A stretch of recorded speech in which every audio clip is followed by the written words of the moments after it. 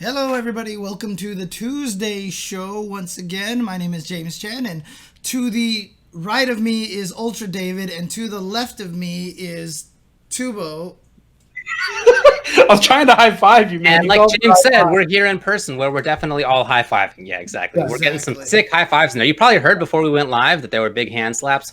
That was when we were getting our high fives in just before it started. It reminds me of when I used to do finals in law school, and I always had a blast. I really enjoyed finals, and I would walk up and down the aisles giving high fives to everybody right before the final. You really enjoyed finals. And some people didn't talk to me for a while after that. Yeah. Anyway, Tubo. There's no way you actually enjoyed finals. The feeling of a final to me is like the feeling of I'm going to be playing in like a really big tournament match, or like I'm going to be my like hockey team has like a big match up. Yeah, if you went to high school together, I would pick on you. So I always had a blast, dude. I would go in there, like listening to music. I'd be like, "What's up, everybody? Let's go. Let's get it. Ooh, let's do it, everybody." And other people would be like, "Oh no, the guy is here who wants to high five me again." It would have forced me to bully you. Like, Here, Brandon, let's just put it this way. I got picked on in high school. In early high school. I would definitely try to bully David too. to my credit, though, I never left a final feeling like I did anything other than fantastically on it. Every single time I left an exam, I walked out of there like, guess what? I'm the biggest genius in the whole world. I didn't need to study for this. I passed it for sure. Hey, that's just how you live your life, dude. And then it's not a situation that you don't feel that way. That's almost true. And then that was true, even if I did not at all do well in that final. that happened. Well, I killed this commentary. I mean, did you tell yourself you felt like you did well just to boost your confidence, or did you genuinely think you did well? Genuinely thought I nailed it every single time. There was a final. The results came back later, and I did not at all. Because I remember there was a final I walked into. It was a math class, and there was 5 questions on the final. I looked at them. I was like, I don't know how to do this. Turn to the next page. I don't know how to do this. Turn to the next page. I don't know how to do this. Turn to the next page. I don't know how to do this. Dang, that's a tough one. Yeah. I'm sure you passed. Anyway, I didn't do great on all my finals, but I always thought I did. Just like I think we're going to do great on this show today as we talk about Soul Calibur 6, which has a patch, and Hwang is coming into there as well. We're going to be talking about the Crown Prince of Saudi Arabia getting involved in fighting games, it turns out. That's a sentence I never thought I would say. We're going to have MarkMan on to talk about the Intercontinental Fight Club, which is a thing that Tenno is doing. It's a weekly Tekken event. We'll get into that with him. There's a little bit more to talk about when it comes to Nintendo kind of being a jerkface in their communities of various games. We have 5-5 matchup topics that we will get to as well. Some of those are things I'm looking forward to. There's a few other topics. It's not a super heavy news week, but let's begin by talking about Soul Calibur 6. That's right. It was interesting. They started teasing stuff. So, we've been doing all these online events, and at the end of every online event, everyone's like, where's the trailer? Is there going to be a trailer? Like all the NA West stuff, everyone's like, where's the Dan trailer and everything? Interestingly enough, before this EU West event for Soul Calibur, they started posting teases out there. They're like, make sure you tune in. Make sure you check out this. Something's happening. And sure enough, a new character was announced. And it is Hwang, who I guess hasn't been in since Soul Calibur 3. So a lot of people are like Hayate in France, not the obviously not the NRS Hayate. There's a Hayate in France who plays Soul Calibur. So much that like he was kind of in tears about about I heard about this. Yeah. Coming back to the game and everything. He was like super emotional about it. I didn't see the clip, but I think even Okubo like retweeted it or something like that. And so a lot of Hwang fans are super happy he's back. His character design is pretty sick actually, and looks like there's a lot of like story involvement because I don't think he wore like all this like evil dark dragoon armor before and stuff like that. But I mean, I don't know anything about the story, but I do agree that he does look sick. Yeah, for sure. He looks really cool. And so, even the trailer wasn't even like, everyone was like, knew it was him, but, he was like helmeted, like, who is this warrior? And then all of a sudden at the end of the trailer, it's like, it's Hwang, kind of thing. And so, he's apparently dropping tomorrow, I think. They said it's December 2nd that he's coming out. Yeah. You know me, I usually think that sword characters are bogus looking, but I actually think that this character looks sick. I like it. Looks cool. Trailer was cool, really well put together. Definitely. Yeah. Nice hype trailer. And along with that actually was patches. Again, adjustments to Soul Calibur 6. And, you know, it's interesting because you get these adjustments in Soul Calibur 6 and you're like, oh, okay, you know what? Let's get a few of these little adjustments in here. But I swear, like, sometimes you see these adjustments and you're like, they're doing crazy things.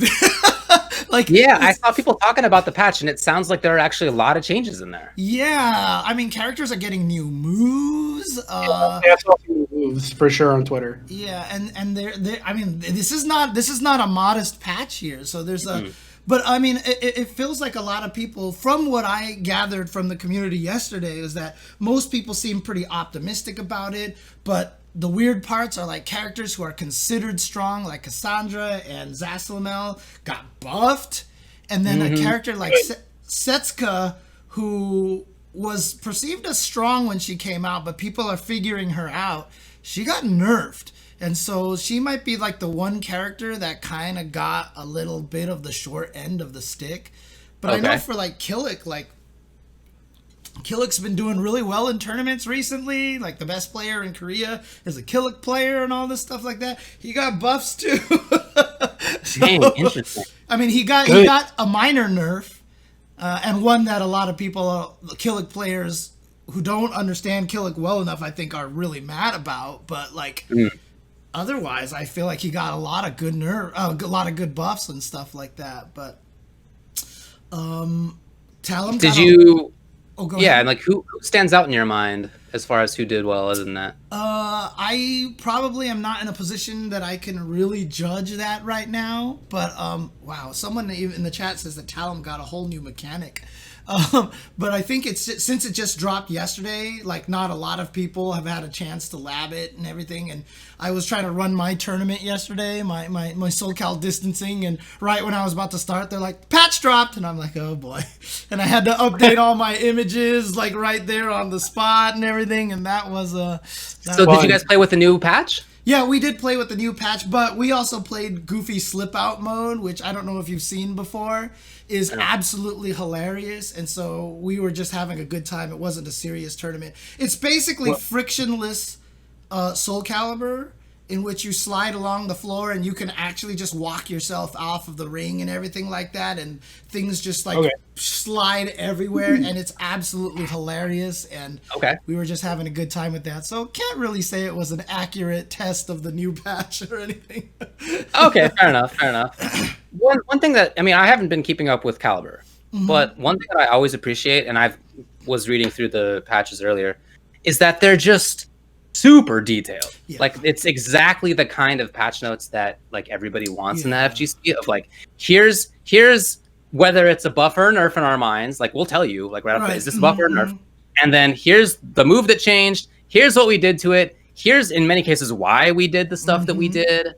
They are really super detailed, and it's really great to read. Even as somebody, again, who hasn't really kept up with the game, I just look at it because I'm like, wow, this is really fun to read through.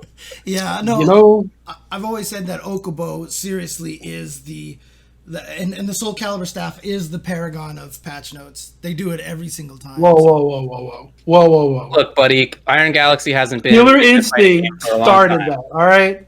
Killer Instinct started here's what we patched, here's what we nerfed, here's, what we buffed because we felt like we needed to, here's what we nerfed because we felt like KI did it first, man. KI did the netcode first. KI did it all first. I'm out. Killer Instinct's the best. All right, look, KI boy. When's the last time there's been a KI patch note, huh? Yeah, man, it's probably not been since 2016.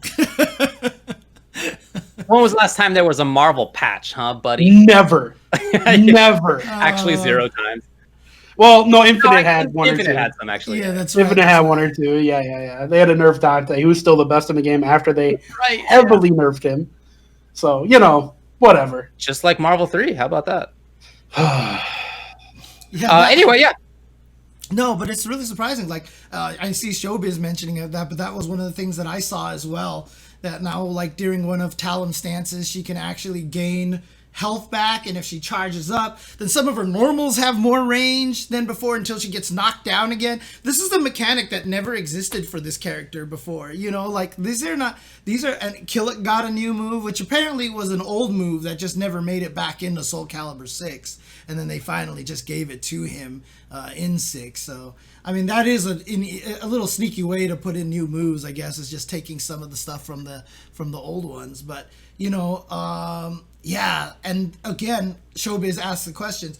This is the last character. Hwang is the last character of this season, right? He is the reported last character of this season. So now the question is, are we actually going to get a season 3 now, or is this going to be it for Soul Calibur? It's hard to say, and honestly, it's always interesting to me because obviously I've been getting into Soul Calibur a lot recently. I've been playing it a lot and watching it a lot and everything like that. And one of the funniest things that I notice is that this is actually like the first fighting game for so many people. So many people that I know are always like, hey, did you know Soul Calibur was my first fighting game? Blah, blah, blah. I've had like because Soul Calibur not this one, but Calibur generally. Yeah, Calibur generally.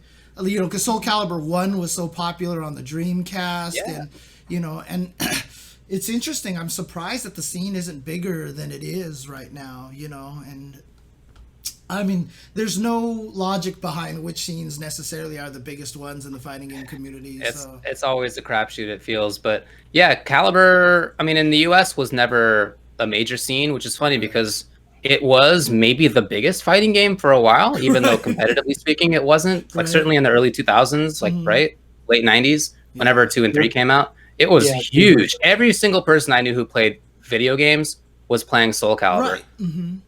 Right. But yeah, that hasn't really transferred to like the size of the competitive scene for whatever reason. I was gonna say, like, if you look at it that way, like, it was a really popular game, right? But so is Smash, and Smash's competitive scene is like 0.01% of the overall sales.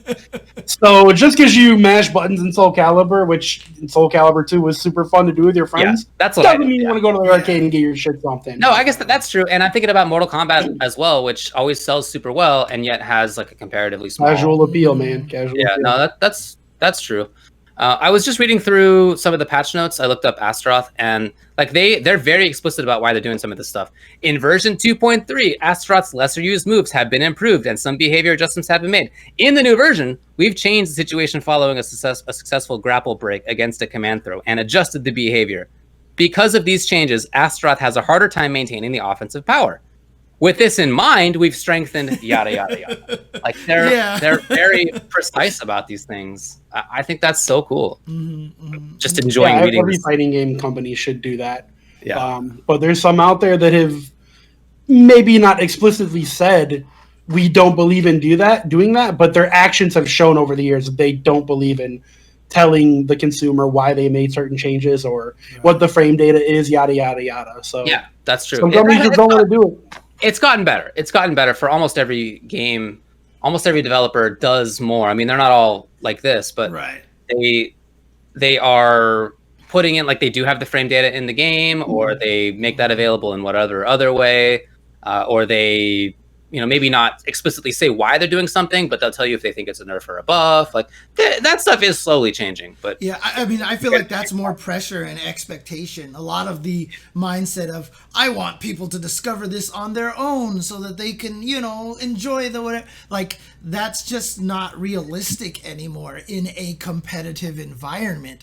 If there was no esports and casual, like if Nintendo doesn't put out patch notes, like, what are you going to do? Because they also don't run their own tournaments, right? So it's just like, you know, obviously.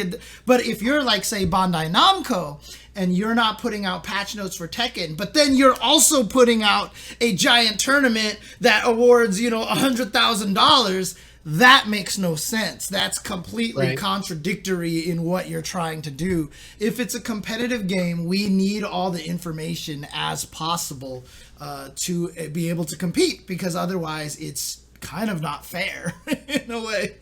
You know, I'm with you. Yeah, I think that's changing slowly, but I'm definitely with you on that stuff. As far as the possibility of a future season, you're definitely more plugged into the Calibur scene than we are nowadays. Do you have any sense of what other people are saying about that?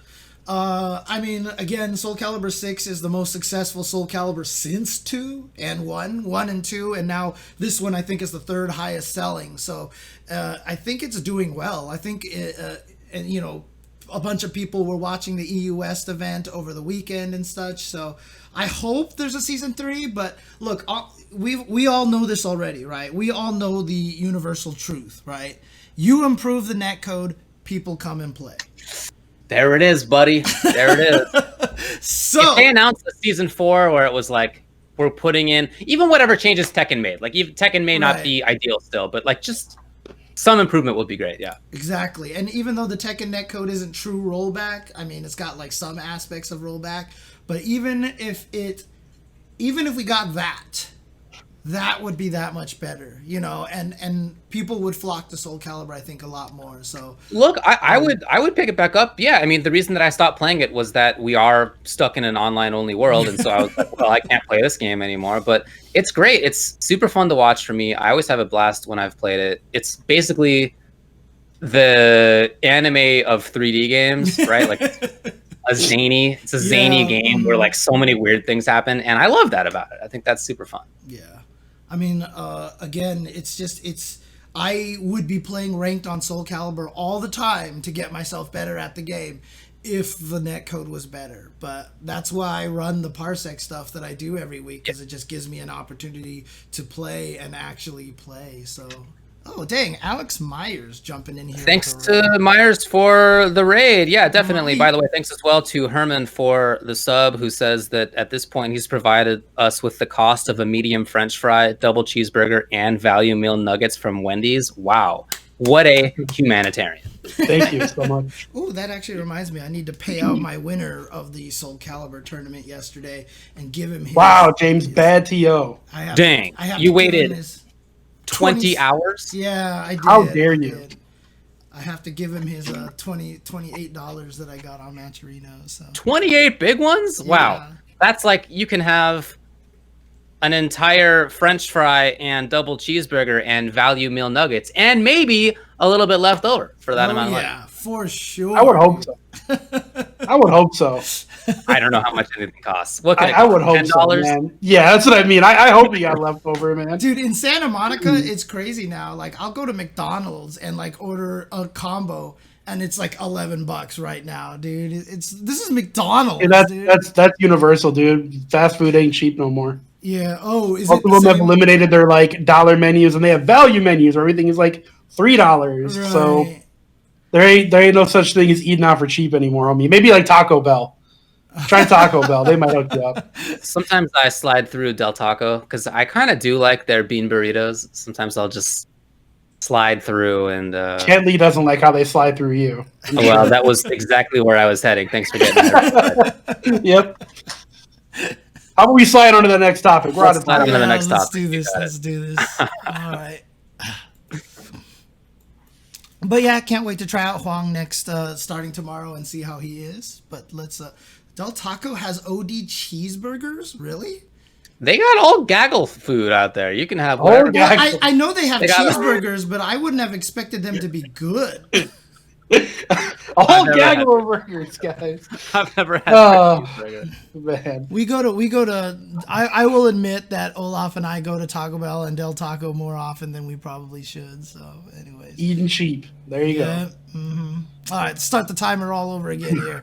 Let's do this. New topic. SNK has been taken over.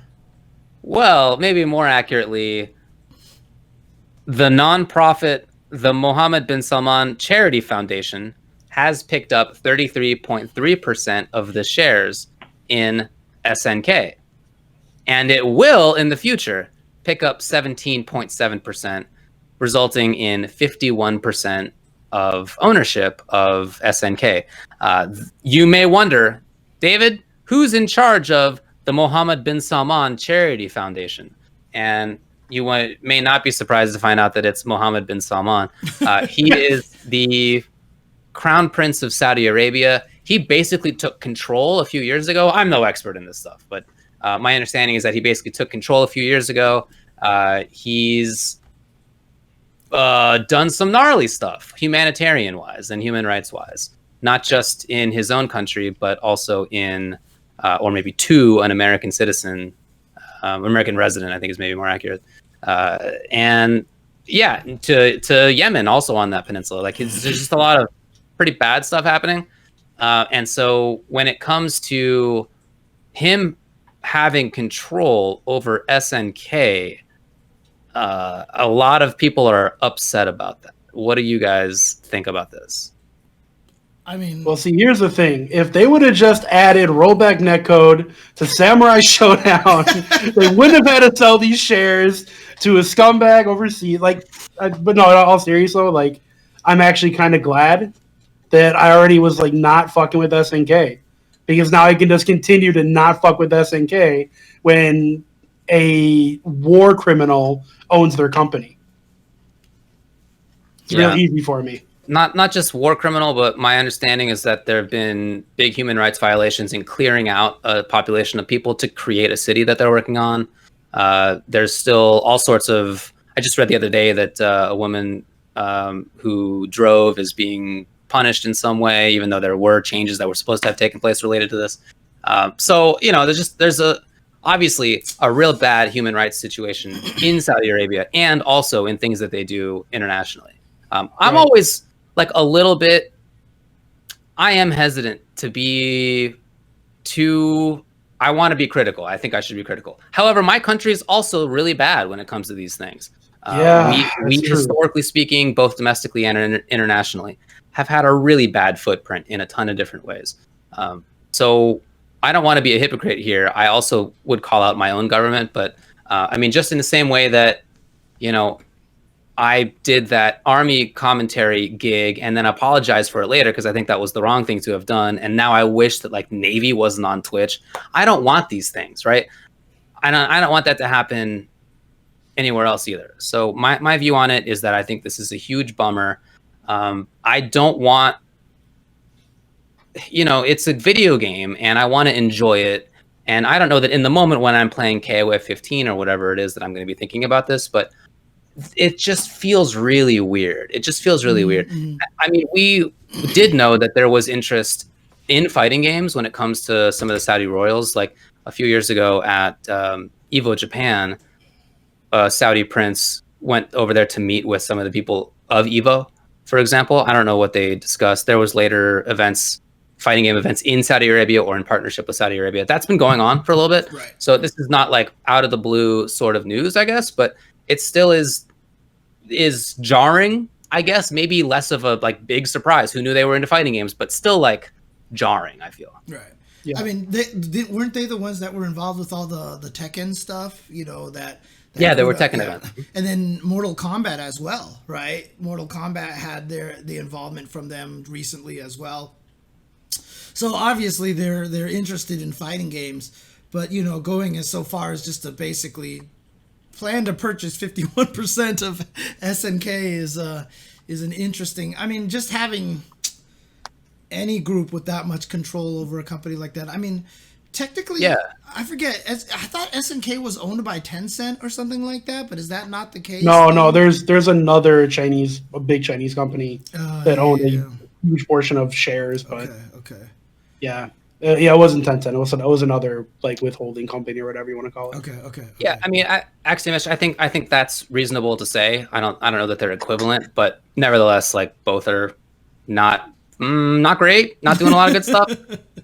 Yeah. I mean, look, there are people online who are, in addition to just like the ownership being kind of gross, there are people who are worried that this is going to result in changes to the game itself. Yeah. You guys think that that's plausible? I mean, remember when SNK was purchased by Playmore, who was in Korea, and then the next KOF came out and Kim Kap-Won had like half the animation frames of the game, right? So, you know, potentially, I don't know. I mean, I'm hoping that, you know, as they've done this, that they would allow the company to just continue making the games as they were. they obviously have the ability to affect a lot of things. And look, I would not be opposed to adding more Middle Eastern characters to a fighting game, right? Like if KOF 15 came out and had a Middle Eastern team, like I think that would actually be super sick, you know, that kind of stuff. So, you know, as long as they don't do a lot of that stuff, and as long as, I mean, maybe, look, you know, to be the cynical silver lining kind of guy, you know, if they have more money thanks to the Saudi Arabians, maybe they will fix Samurai Showdown's netcode. Maybe. I hope they don't, man. Then I'll be super torn. I'll be super torn on what I should do. Right. I really hope they're just done with Sam Show and that's that. Yeah. Because I never played KOF. If I had to skip on KOF 15, it wouldn't like hurt my feelings very much. I'd be like, okay, it's a franchise I never invested in anyways. Yeah. No, Naj. Yeah, exactly. Naj was a character that they put in the last game that was, I believe, fan created. Yeah. She's super sick. She's got really cool looking animations. Very cool looking character. Yeah, really nice design. So that was really cool. But I don't think that was any indication of, you know, this potential buyout or anything. That was literally fans created that. So unless, of course, little did we know that Saudi Arabia paid them to make that character win or something like that. But you know, I need to go grab my tinfoil hat to actually to make that statement. So I don't expect any changes personally. I think, again, this is a secondary issue as to like, is it gross for them to own it? But yeah, the people who are buying it here, my guess is they're just like SNK, like Mohammed bin Salman probably just likes KOF or whatever, and the other people who I know are into fighting games in the Saudi royal family and just government generally. Yeah, I mean, I think they're just fans of it. So I wouldn't expect for them to get this and then to change how the games are. I think they're probably just like people who enjoy it and, you know, in addition to whatever else they're doing, like to play fighting games, and like Mai's not going to change. Like that's just the character. Right.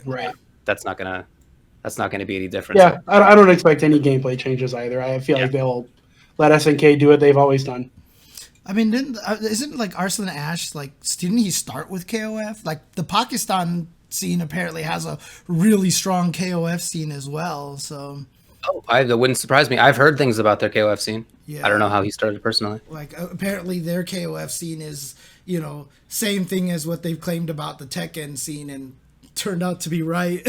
Yeah, I wouldn't be surprised. Yeah, sure. I mean, seriously, at this point, Pakistan could come out and be like, we're the best at Tetris and Puyo Puyo. I'd be like, yeah, you probably are. Like, it's a country that has, what are they?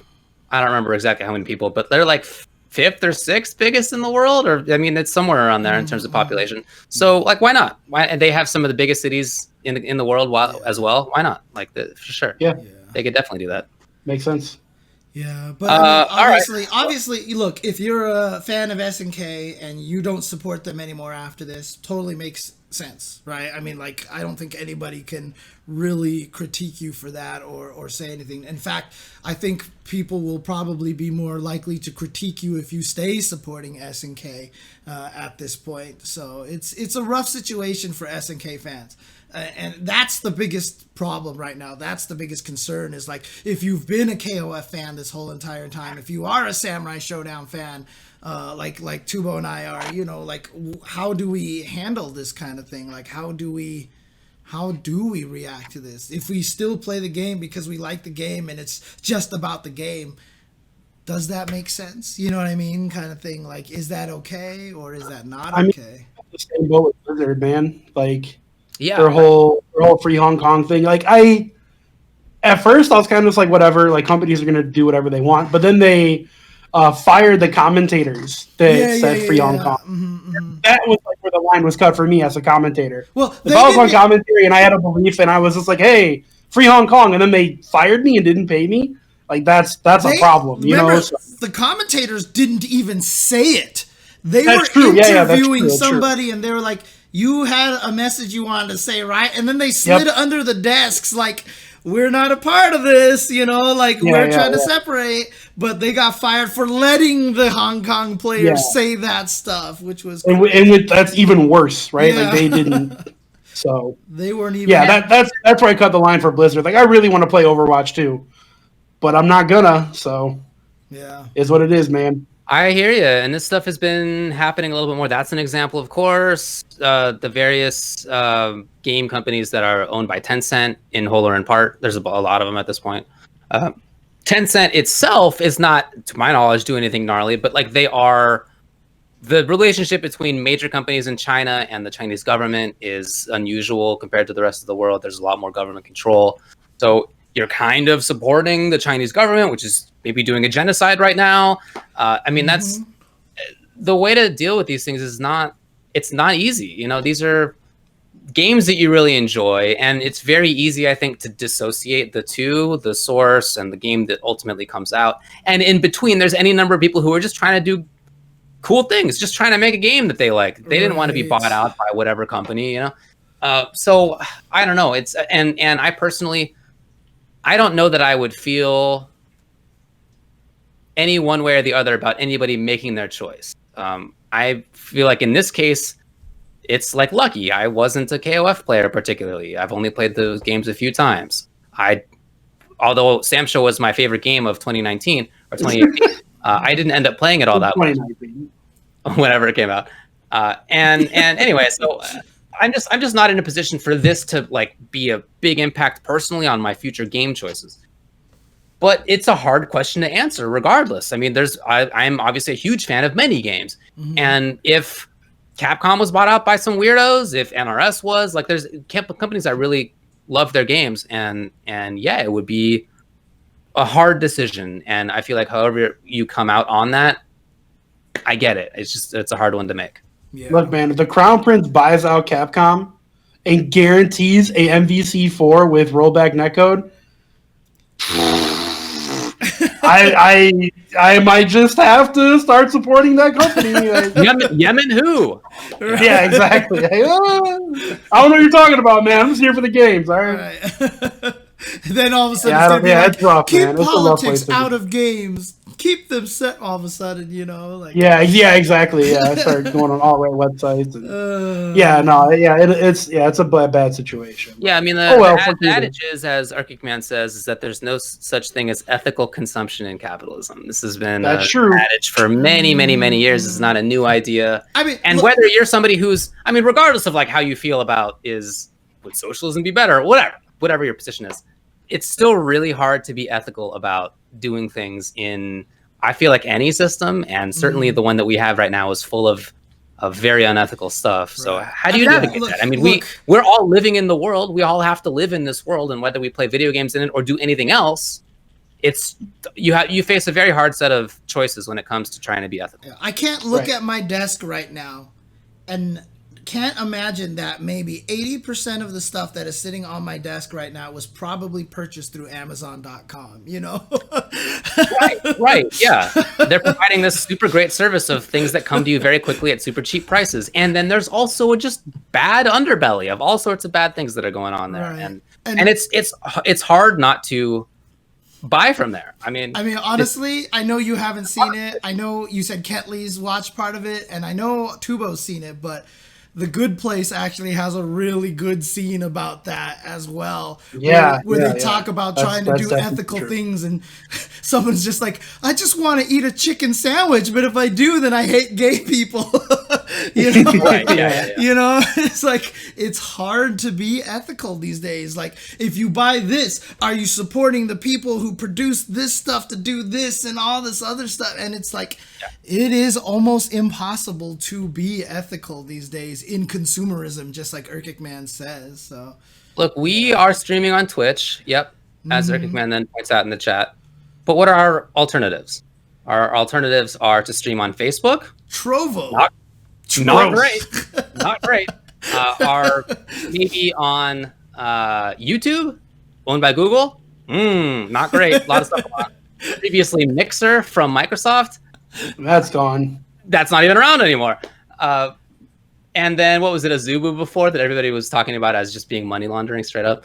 I mean, there's not a lot of great choices for us. Yeah. Not just in this industry, but that's just a fact of life. I mean, not even modern life. This has just been a fact of life. Google is always the one that always makes me laugh because, you know, when Google was established, what was their like company motto creed was just do no evil. Do no evil. And Yeah, they totally. took that away. They Yeah, definitely did. I mean, that was like at the end of their mission statement. I think it was the last line was "Do no evil." And they've eliminated that, I think. Yeah, they deleted it. Yeah, they deleted it now because it's just they can't do anything. Dude, the whole Google campus is evil. It's designed to make workers not want to leave. Like, come on, man.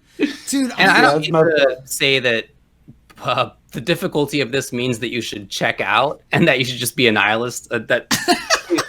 Do not take me to be meaning that.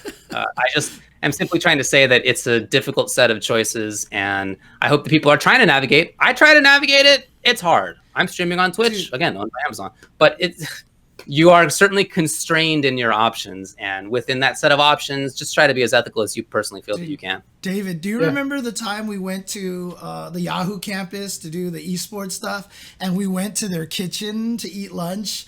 Their food there was ridiculous. It was like their cafeteria, so good. It was one of the best restaurants on the West Side. You had like one of the best poke bowls of your life there, if I remember. Right, so and good. Like, oh, that poke bowl. Those companies, and it's probably free. It was free. Yeah, absolutely. It was 100% free, and those companies all do that now. They try to keep you on the campus as long as possible. They don't want you to leave. Yeah, they want you to work. They want you to stay there for 12 hours and go, well, if I'm here, I might as well work. Right. And what's ironic about that, too, is then they also switched the stupid open floor planning crap, which they say promotes that, and it's like the exact opposite. Anyways, that's a whole nother story. I'm so anti open floor planning, like you can't even imagine, dude. Yeah, I hate it too, man. I'd rather be stuck in a cube. Yeah, no, dude. Honestly, or work from home. Stuck in a cube. Yeah, I'm personally in an open situation right now. Right. I don't have a cubicle.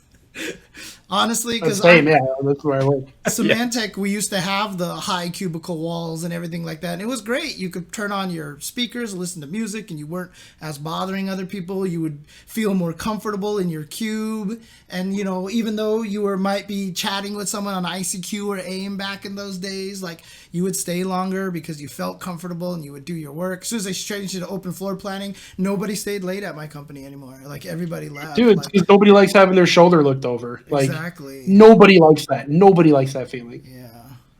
It was awful. But you know what? I do like bringing on our guests. So should we go on a break? That's a good point. It's a great point. Nothing else. We're just rambling about nothing now. I mean, you're absolutely right. Yeah. This is a big bummer of a little news story right here. That's maybe the best way I can encapsulate it. Yeah. Bummer.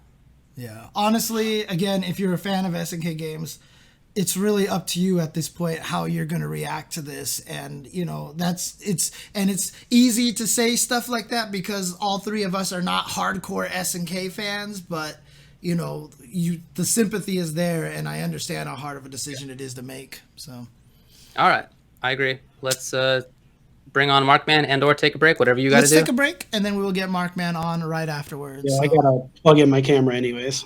Okay. It's gonna die. All right, guys, we will be right back, and then we will be back with MarkMan. I was kidding. Okay, all right, be right back, guys. It's really loud.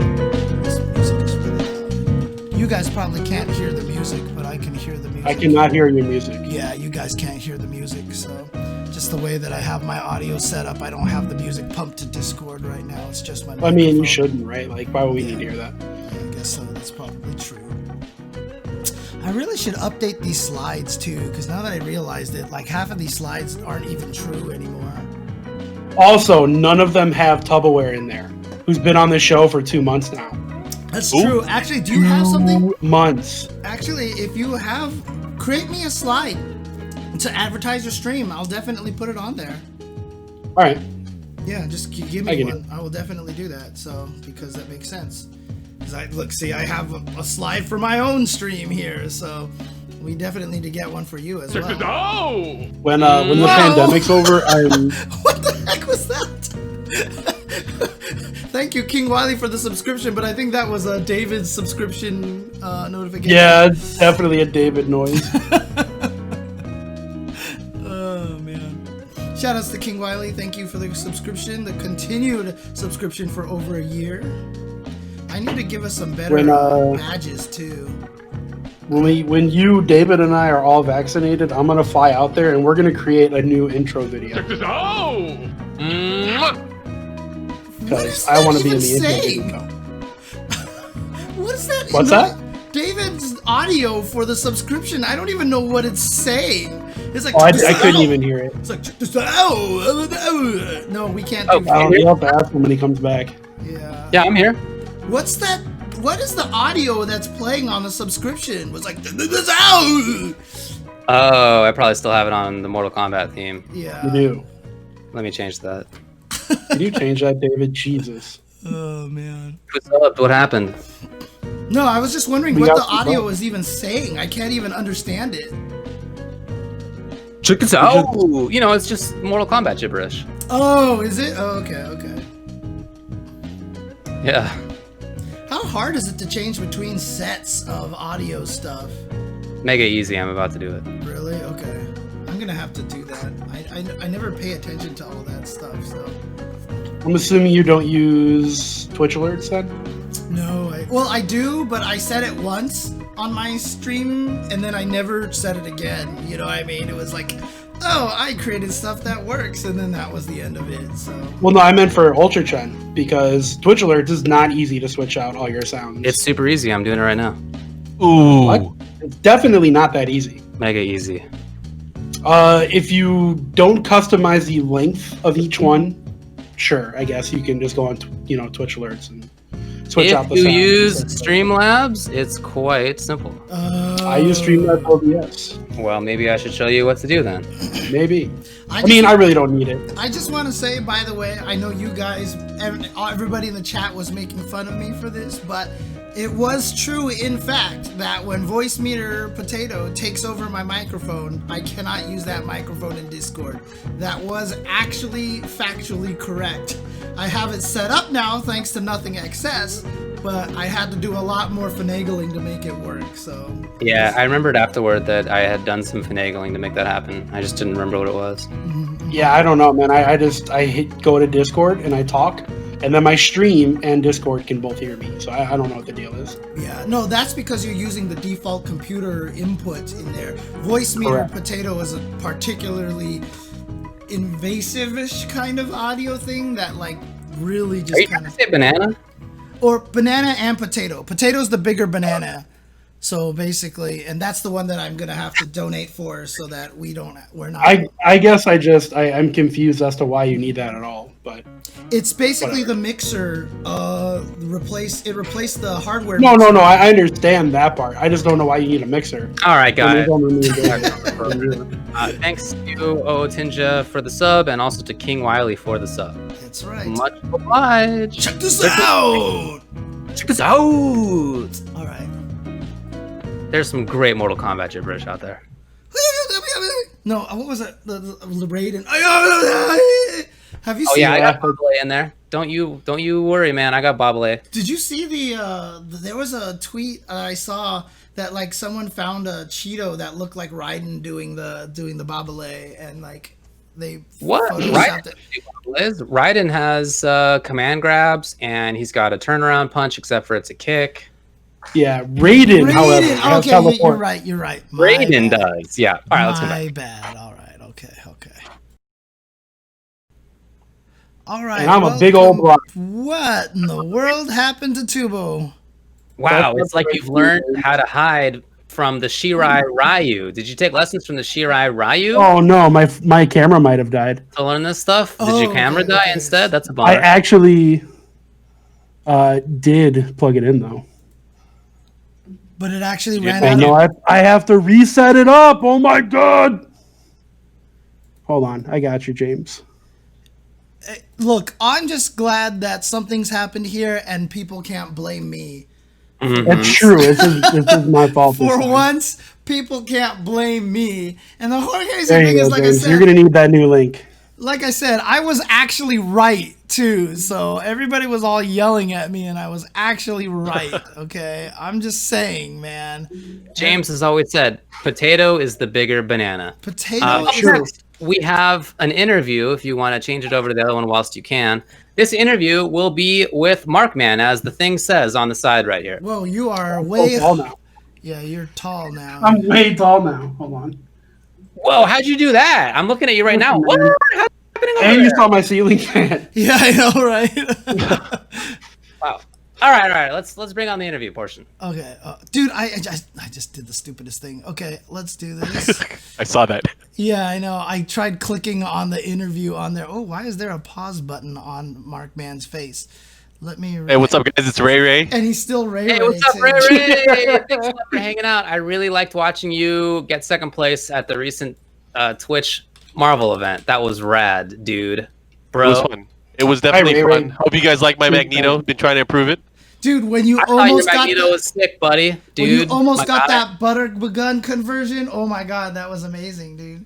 Yeah, friend. It was sick, bro. Okay. So here's what we're doing as James figures out whatever's going on down there. We wanted to bring you on to talk about some stuff that 10-0 is doing, and I guess I could do a whole intro to that, but do you want to just tell us what's going on? Sure. I mean, there's a lot of things I can talk about, but first off, I wish I could give you guys a high five in real life.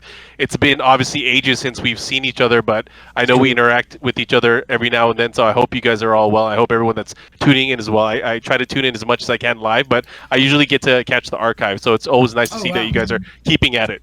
Thanks, buddy. Appreciate that. I guess I should also be upfront and say that 10-0 is my legal client. So just put it out there. Okay, that's fine. That's fine. Gotta have the full disclosure. Is that something you have to announce all the time, David? Do you just have to, like, if I mean, I just MarkMan or wanna- Splatoon walks by you, you have to like announce to the room, by the way, this is my legal This client. guy. No, Yeah. just want to be upfront. If I you guess put one disclosure or was five good, down, right? Yeah, disclosure is fine. All right. So I guess the topic we're going to talk about is the ICFC, the Intercontinental Fight Club. We announced it a few weeks ago, it being a weekly global celebration of Tekken. And with this iteration of ICFC, what we're going to do is we're going to have a global online tournament, with the recent update with Tekken 7 Season 4, obviously the improved netcode, making it a lot easier to be able to play with people over greater distances for Tekken, making the online experience much more enjoyable. So that being said, we're trying to do more stuff for the community to really celebrate Tekken, and I think the way we're doing that is through the ICFC to really introduce more of a widespread level of tournaments where people can really enjoy playing with more people than they usually do with I guess what they're used to with these regional events that Bandai Namco's introduced with the Tekken Online challenges and stuff like that. Cool. Now, Cool. Now, look, I'm obviously, you have a lot of connections with Bandai Namco. I feel like the ICFC had to have been something that's been planned for quite some time now. Did you guys know about the updated netcode coming in ready for this so you could do this? Or, or is this something that you can't talk about here? I mean, Legal client. I find out everything when everyone else does. I mean, that's what I always tell people. It may not be the truth, but that's what I always tell people. Fair enough. Wow. Nicely done. Yeah. I mean, it's again, it's just one of those things. Like I'm a fan of the game too. I want to be surprised as well. And thankfully, I mean, I think a lot of people probably heard that I got to preview and test the netcode prior to it coming out.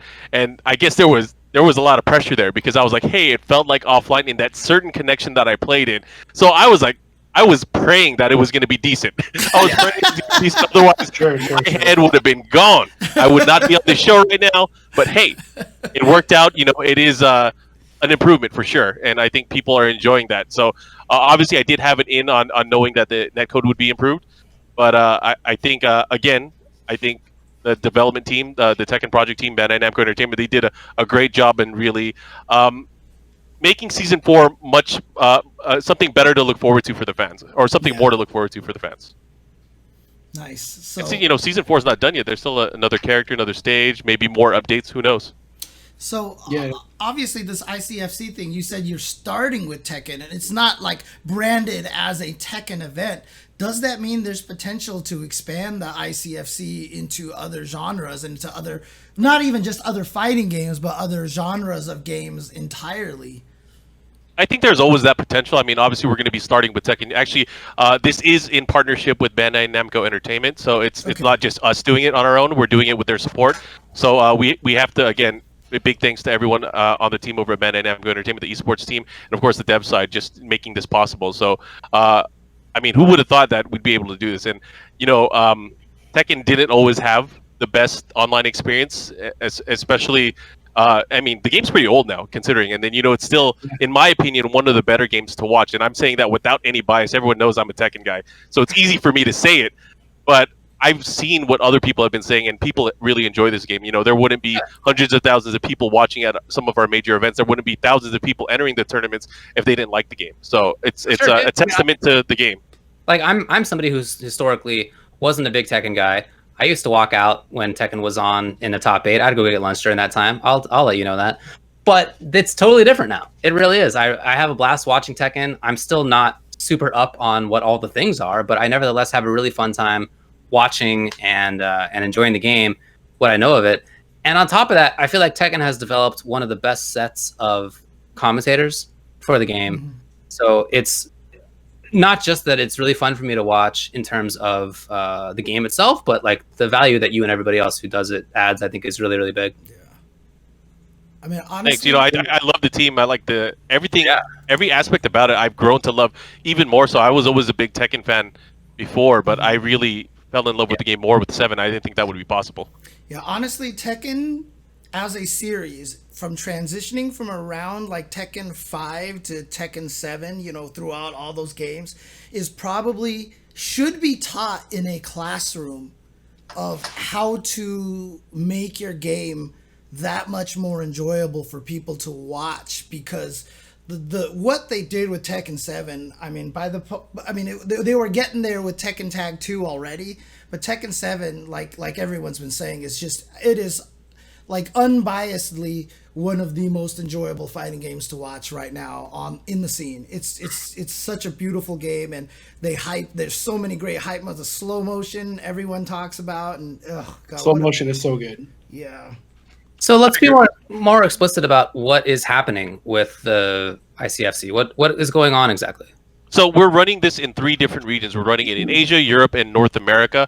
They're going to be open tournaments where any amount of people can enter. There's not going to be any cap on this. It's going to be a double elimination tournament series. We under the Tenno Media account, Twitter.com/TennoMedia, we tweeted a bunch of information just yesterday about the events. Registration is now open for these events, and the way we're going to do it is similar to what you guys may have been enjoying for other online tournaments, which Tenno has also helped produce. Things like the Tekken Online Challenge, where we're going to have the opening levels of play, depending on where you are in the world, and then eventually to the top 8, and so on and so forth. But we're actually testing a lot of different formats in this preseason. So between now, which is what is tomorrow, December 2nd, between December 2nd and January 6th, we're actually going to be testing different formats for the ICFC to see what is viable, especially because some of these regions, some of these that we're working with, whether it's Europe, Asia, or North America, it spans different time zones. So we want to make sure we hit the sweet spot to really make it inclusive. And we were not able to include every country that we wanted to, not able to really include every region and every community, but that's something that we want to work towards. And if we can get the right people in place, and I guess the right amount of staffing to just make it happen, I think it's something that could really expand more so than the regions that we've already posted about. So I don't know if you guys have seen the tweets, but for Asia, we're highlighting several countries at the outset. Yeah. We have Japan, South Korea, Taiwan, Hong Kong, Philippines, Singapore, Vietnam, and Thailand. And then in Europe, it's a whole slew of countries. I'm not going to name all those countries. It's a lot. Dude. But then for North America, it's United States, Canada, Mexico, and the Dominican Republic. Oh, interesting. Yeah, it's crazy. When I saw that tweet about the countries that are included, I looked at the list. That is an extensive list that you guys have there. So it's actually super, super cool that you guys are including so many different regions.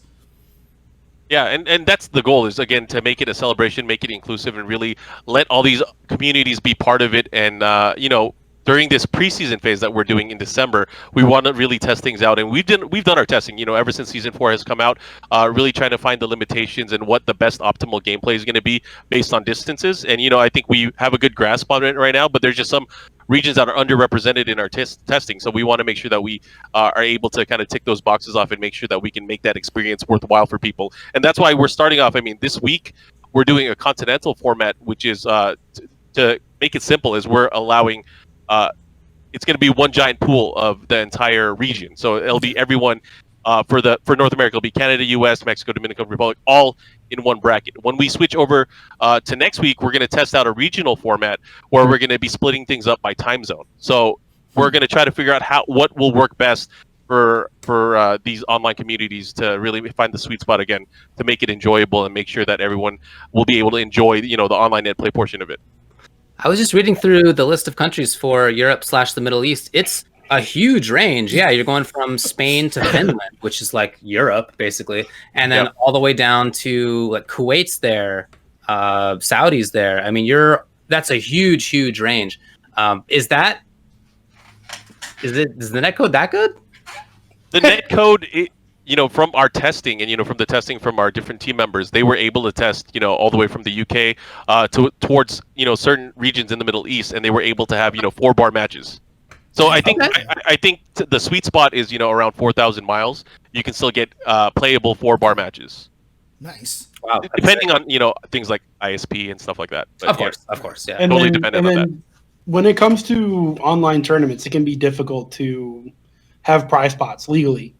Is there anything on the line here? Is there any prizes? What are players playing for?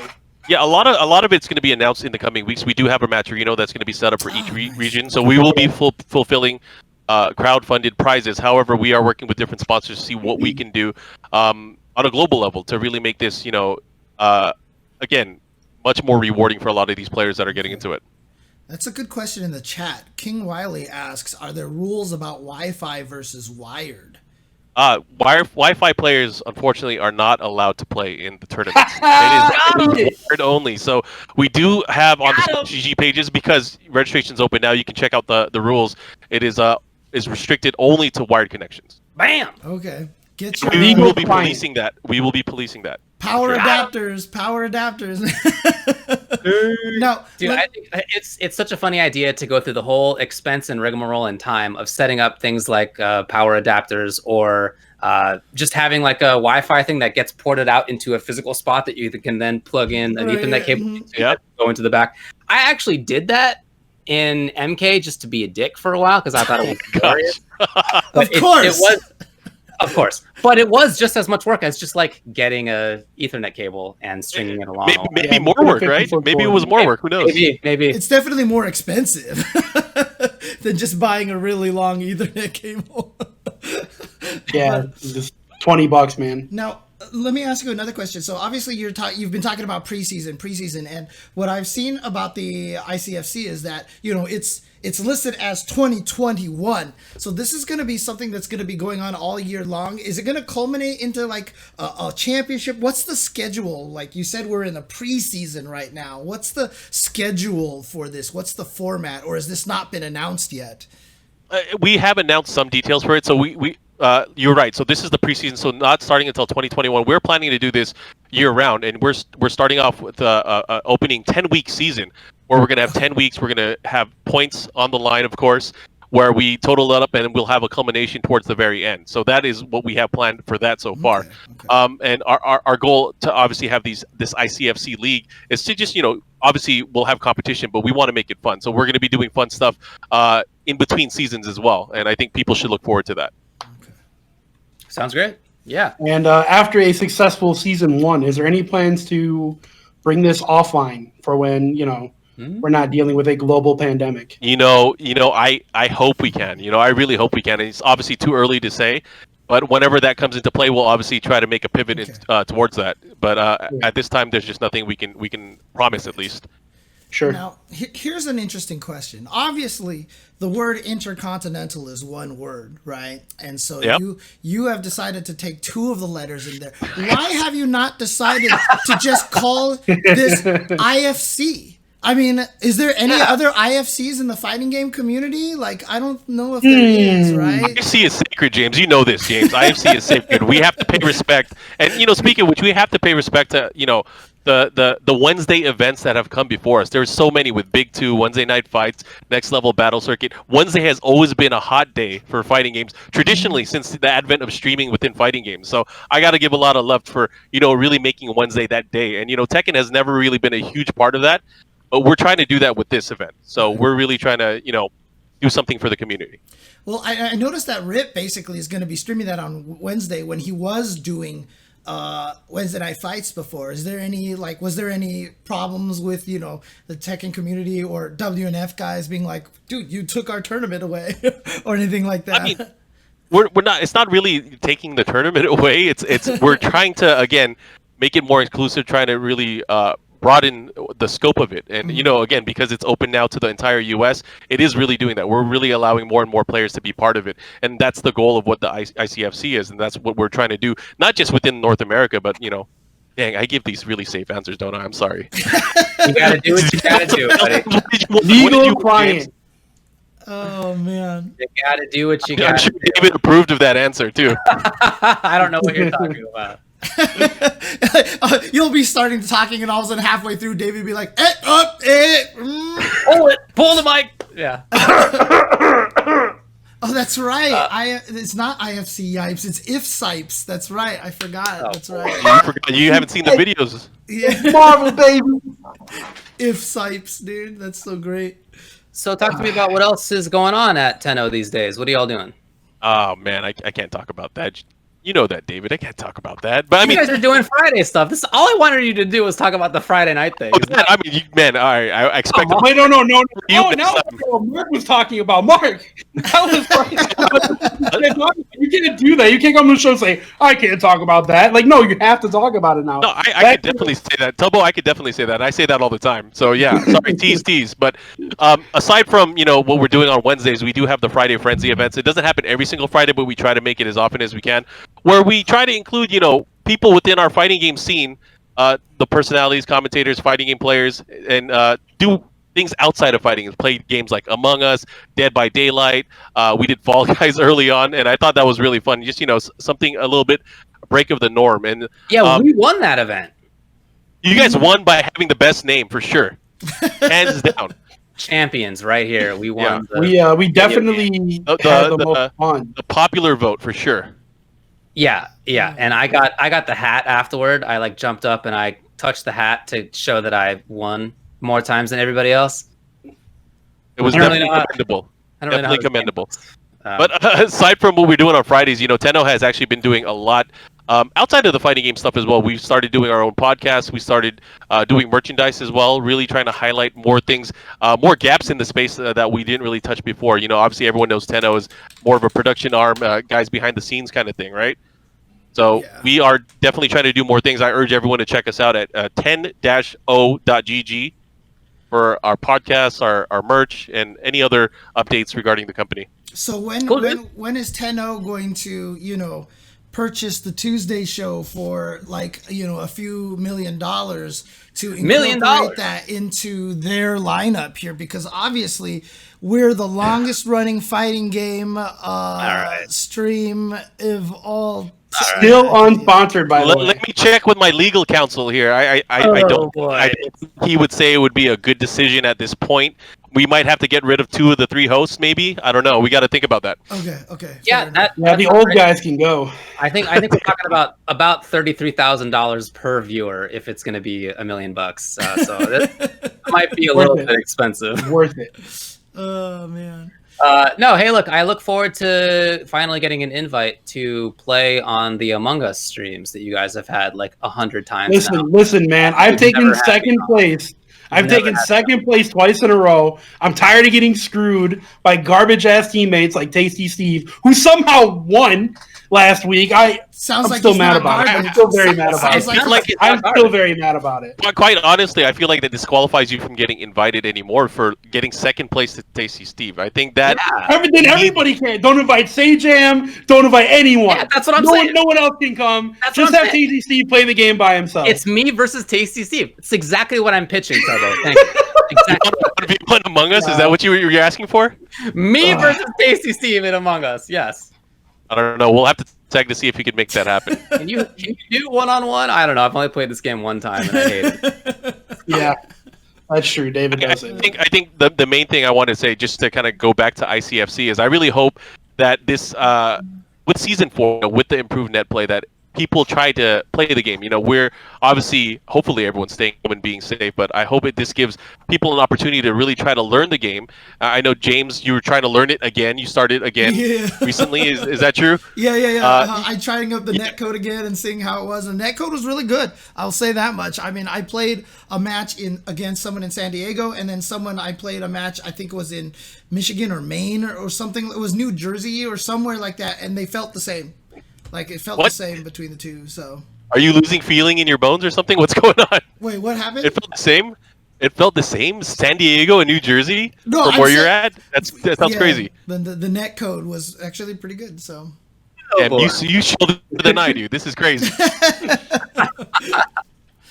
No, I just hope that it kind of motivates and encourages people to start playing more. And, there's going to be a lot of events every Wednesday now because of ICFC, but hopefully...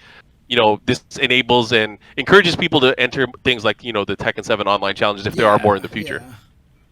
For sure. In terms of your stream schedule every Wednesday, where is everything going to be streamed at? Is it going to be on the 10.0 Twitch channel, or how are you guys going about that? Thanks for asking that. So for the Asia region, we have it on 3 different channels. So for the Asia region, it'll be on twitch.tv/MajinObama, which is going to happen tonight, or well, not really tonight, at 4 a.m. So that's primetime Japanese time. Right. So I'm going to be on the show. So if you guys want to look forward to that, I will be joining them for some commentary later tonight if you don't sleep. Sorry, but for Europe, it'll be on twitch.tv/10media. And then for North America, it'll be on twitch.tv/levelupyourgame. So familiar spot for Wednesday nights. Now again, for the 10.0 channel, is it just TENOMEDIA, no spaces, no dashes, like that, basically? Were you a spelling bee competitor, James? I was. That's how I got my original Nintendo, was by winning a spelling bee contest, because my dad said, "How's this? If you win the spelling bee, I will buy you a Nintendo." And I definitely won that. That changed your life. I have to do that. That changed your life. Yeah. Well, absolutely. That is the channel for sure. Yeah. Okay. I'm gonna pitch an idea for the next Friday Frenzy for you. What about a spelling bee? Ooh, that would be cool. That would actually be interesting. Spelling bee. FGC spelling bee. You know how many people would? Oh man, that'd be so good. Yeah, do it, dude. I want to enter that. Can we do a spelling bee, and then can we do a geography bee after that? No, everybody in America loses. Come on, man. Look, most people in America couldn't tell you what state is to their east and their west. I like me. That's all I like me in either of those. I used to be an amazing speller. I am total garbage right now. I couldn't even know how to spell swath earlier. That's true. Well, I'm down with any type of trivia or competition. That's like the thing I love the most. So trivia if you guys want to do that kind of stuff, we'll how about this? We'll invite you guys. We won't invite Steve yet. Okay. But Steve will end up beating Tupperware eventually, I'm sure. Yeah. Steve, look, Steve might be okay in an Among Us versus me. He said that he would smoke me, and I would say that where there's smoke, there's fire. And Steve, you're getting fired! Boom! Well, Mark, I'm glad you came on. We're going to end the stream there. Look, as long as it's not end. You got to do it like a Star Wars trivia. Like we played a Star Wars Trivial Pursuit with one of my best friends, and you know how you get into the middle and you have to answer one more question to win. We had to put a rule in place that he had to answer 5 questions to win, because I mean his Star Wars knowledge is. There was one question that was like, how many stormtroopers were standing behind Darth Vader in this scene, and he was like 4, and it was right, and we were all so mad, and like. So just you guys had to verify and check and everything? Like, yeah, how'd you do this pre-internet? How did you know? The answers are on the card. 40 years ago. Yeah, I see the answers are on the cards. You do. Oh, it's funny that you mentioned that Star Wars trivia, James, because we do have a podcast about just geeky trivia in general called Iron Nerd. Yeah. We had a show where Li Joe challenged one of our Iron Nerd champions to Star Wars trivia, and he's a big Star Wars fan, right? Yeah. Okay. Joe got wrecked. It's the shortest show we ever had. Joe got wrecked. So James, if you're an expert at some type of trivia, I would like to invite you to come on and get destroyed by one of the Iron Nerds. Dude, I would love to bring my best friend to go challenge the Iron Nerd on the Star Wars stuff. That would actually be sick. That would be sick. I'd be really up a curious. fight with his friend. We're talking about you, James. We're not talking about your best friend. We want you in there. My friend's gonna come up and beat you. Oh, Yeah, boy. I know, right? I have a friend. My brother. You I'm may gonna have get my beat brother, me yeah. in Street Fighter, but I have a friend who would kill you for sure. Yep. Call my friend Daigo. Street Fighter trivia, right? I mean, that's like probably the best that I got at this point in time. So, Hey man, is there anything else that you want to plug or talk about? Well, I have one just check last us- question. I have one go ahead. last question, and this is one that I know is going to be answered with, I cannot answer that question, but I'm just going to ask right now, are there any plans to port over the Tekken netcode and put it into Soul Calibur 6? The team has already publicly stated that they're looking into what they can do for other games. Really? Okay. That's That's sick. That's cool. Yep. I hope that means Dragon Ball Fighters as well. Mark, personal question. What do you do with your hair, man? You grew it out, you shaved it off, you grew it out again. What's next? I could cut it and it'll grow back in like a month. So It grows crazy fast. I feel like every single time I've seen you, we see each other like once a month usually, right? On Must be normal tournament nice. scene. Must be Every nice. single time I see you, your hair looks different. It's crazy. Dude. it grows at an accelerated rate. I mean, James has been growing as well. I mean, but that's the thing. Like, see how long my hair is right now? This is like, I have not cut my hair since like March. And this is not even that fast, right? Like, if you haven't cut your hair since March, you would be like already like old school Tatsu levels of hair, right? So, Like a Kuma in Street Fighter 5. Ooh, all right, so I saw this debate. This is my question to you guys then. I saw this debate online.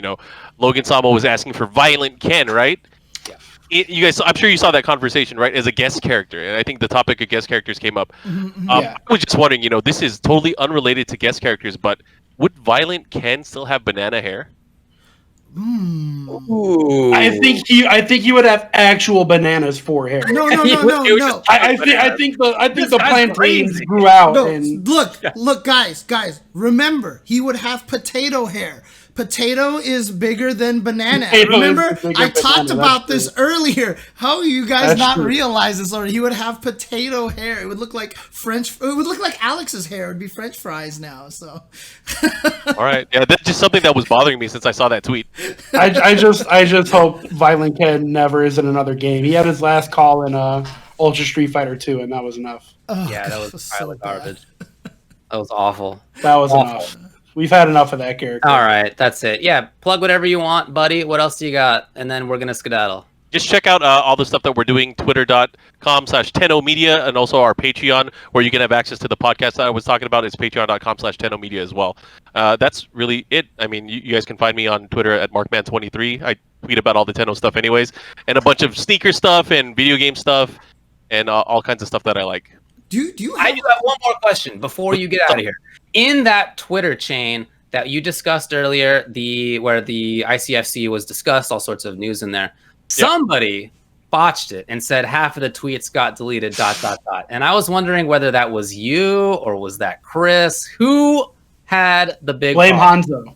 Was Well, it he just messaged me. It was definitely Chris. That's what I thought.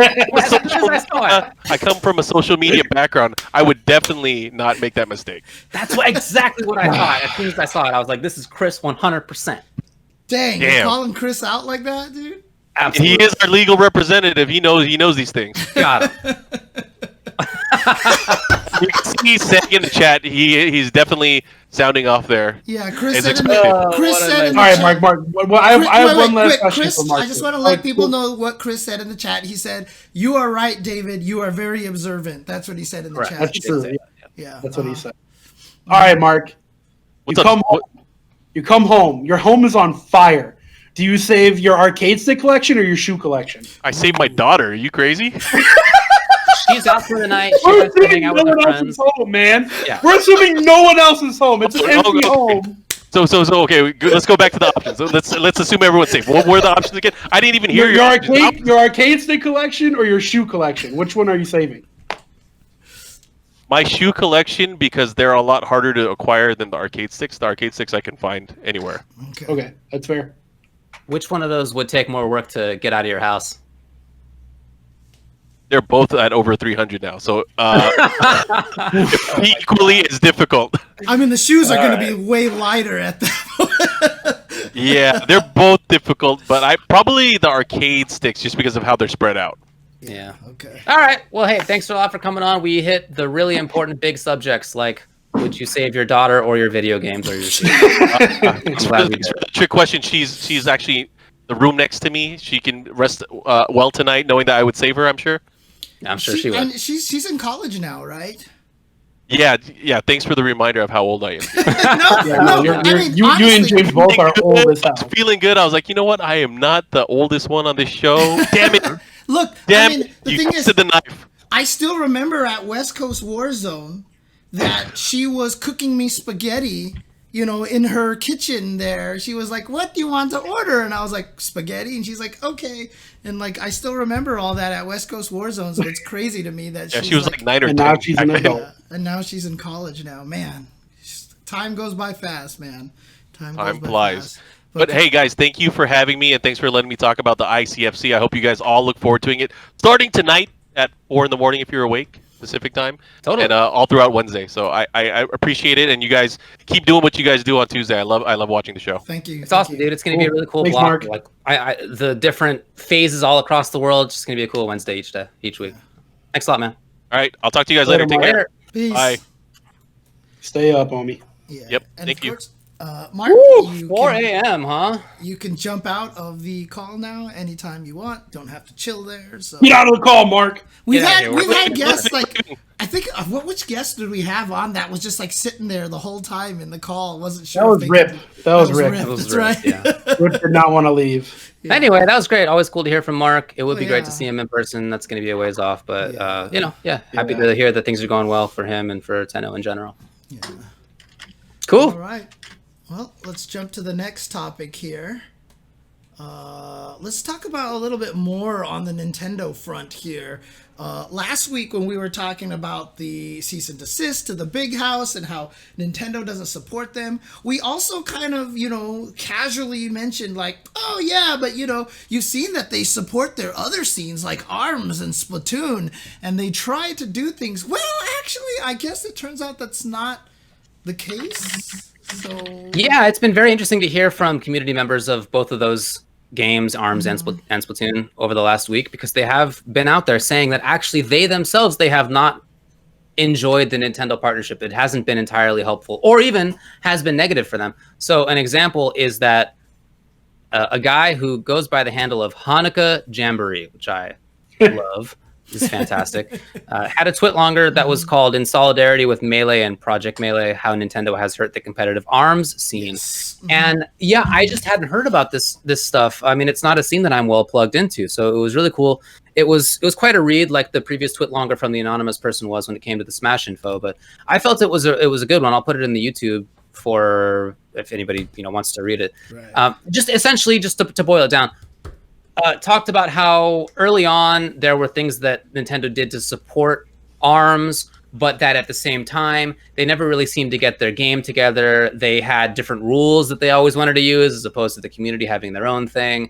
They didn't want to put in prize pots in the same way that other games got. An example is at EVO Japan, where ARMS was one of the games that was at EVO Japan the first time.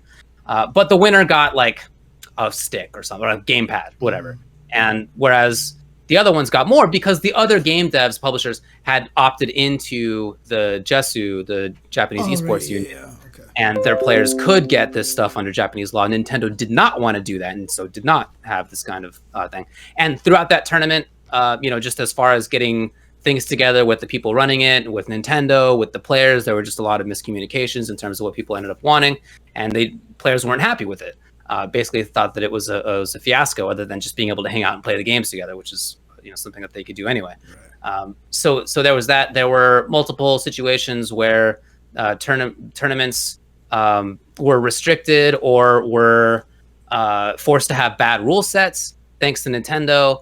And another general theme throughout the Twitlonger was that Hanukkah Jamboree felt that there was always this kind of underlying message of Nintendo, like kind of wanting competitive stuff, but like kind of not really wanting competitive stuff.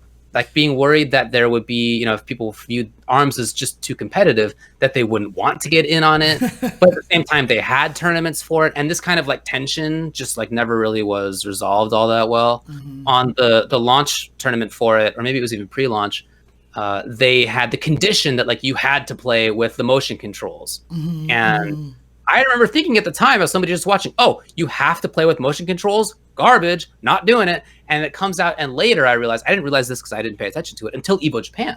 When I talked with some of the players there, you didn't need to do that stuff. Right. But that was what Nintendo wanted, because it's how they wanted to show the game. And so did that actually help people buy or not buy the game? I feel like probably not.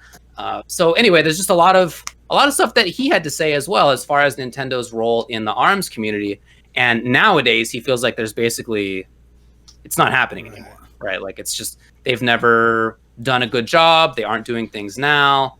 And, this was a perspective that I just hadn't heard about really, because like we were saying earlier, we've often said things like, well, Nintendo's not supporting Smash, but like they have held tournaments for Splatoon. They have held stuff for ARMS. Why is there this disconnect?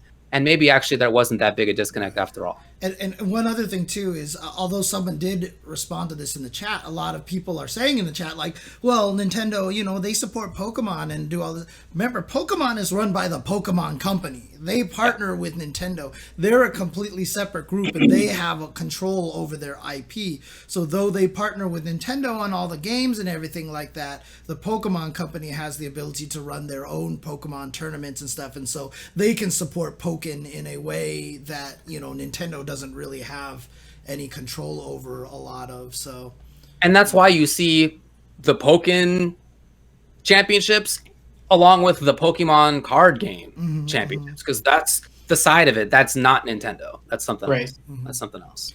Yeah. I mean, they say in the chat that Nintendo owns 32% of the Pokemon Company, but that's not 51%, like which will happen it's not majority share.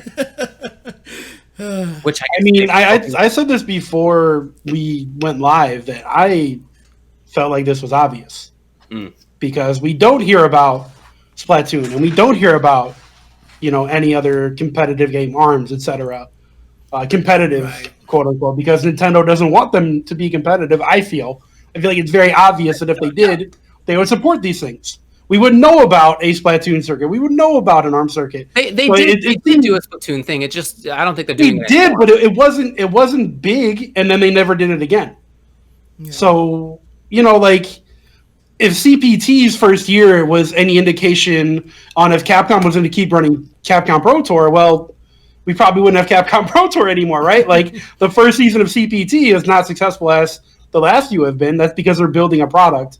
Nintendo doesn't seem to be interested in building that product. And to me, that seems really obvious. I mean, I don't think I have to be plugged into ARMS to know that there's not a big ARMS competitive scene and to know that Nintendo's not helping one be ran. So it's too bad, because those games definitely are competitive. James and I both played a ton of Splatoon. We were super into that game for quite a while. Splatoon is super sick, man. Yeah. It's a super fun game. Yeah, a lot of really, really cool ideas in it. And there was a tour for it, a circuit. But yeah, it just... I saw some tweets, I should say, from people in the Splatoon community being like, yeah, like, we've had a similar experience. It hasn't been positive for us either. I didn't see a big, long expose of what happened in that. I would love to read more about that, to know a little bit more from the in-depth perspective about what did occur. It's true. So if anybody in the Splatoon community has more insight and or somebody who does, and would like to contact them and let them know that we're super interested, just definitely. Yeah. And yeah, I think this is really important to point out, and it's what we're trying to get at is, as JDog2K4 says, I think the problem is less Nintendo isn't helping and more Nintendo is actively getting in the way. That's definitely the point that we're trying to get across for sure. It's not just about them not like throwing money at something and being nice about it. It's them putting in weird rule sets, like with the ARM stuff, putting in weird rules, making it so that players can't win money in tournaments, and that's even separate from, are they like supporting the scene? That's the opposite of supporting. Yeah, they're generally actively trying to shut things down. That's the problem. It definitely sucks. Yeah, and that's the same kind of message that we talked about and have talked about many times when it comes to Nintendo and its relationship with Smash, where they seem to be just, for reasons that we talked about last week and have to basically speculate on, they are not cool with having this big competitive scene do what it needs to do during the pandemic to have online tournaments. Like the only way for them to do it for Melee is to have something like Slippi. That's it. And they're not allowing it to happen. So, I mean, it's more than a hindrance. There are concerns in the Melee scene that Nintendo is killing Melee. I mean, ZXC just in the chat says that Splatoon support in Japan is fairly strong. And so they're still playing a lot over there. But again, that's kind of part and parcel of Nintendo probably just focusing more on their own region than, really worried about the global impact of everything. So, well, the stuff that we're talking about, including the ARMS, including Smash, this is also definitely for the Japanese community. In fact, again, they didn't join the esports union that would have allowed the players to win money for winning Evo Japan when it came to ARMS. So this is, I don't know what's happening with the Splatoon scene in Japan. I haven't kept up with it very well, but I would be surprised if there's something that significantly departs from the stuff that we're talking about here. Right.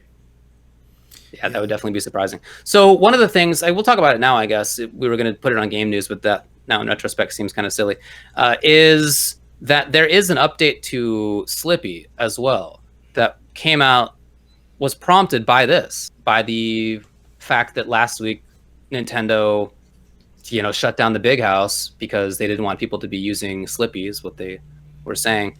And this update to Slippi, which, again, just to be clear, if you aren't aware of it, is a program that allows you to play Melee online with rollback netcode.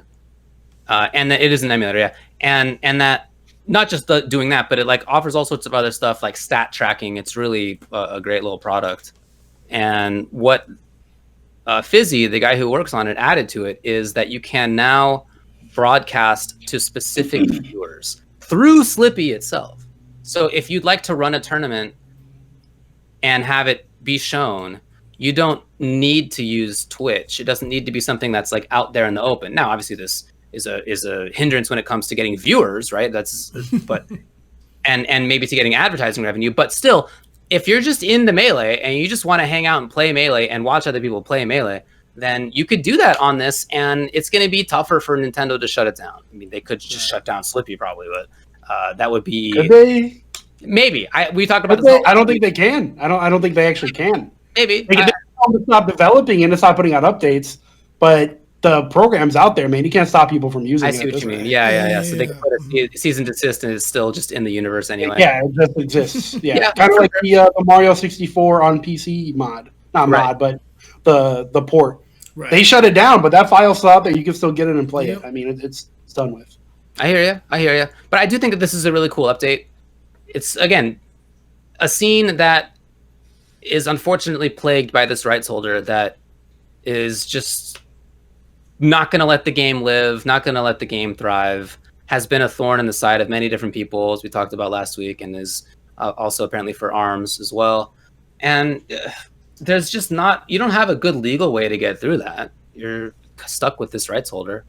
And so instead, if you can go underground a little bit more, maybe that's one way to keep doing what you love. Yeah. Anyway, it sucks to have to deal with this stuff. Sure does. All right. Anything else to say on this topic? Nope. No, it's just unfortunate, and it's kind of same situation with the SNK stuff, right? If you're a Nintendo fan, it's rough out there, man. It's tough. Do you keep support? I mean, someone in the chat even said that that PC port file for Mario, for Super Mario 64 was the one that they used for 3D All Stars or something like that, or really? Probably. I don't know wouldn't if be that's surprised. actually true, but I wouldn't be surprised. I don't know if that's.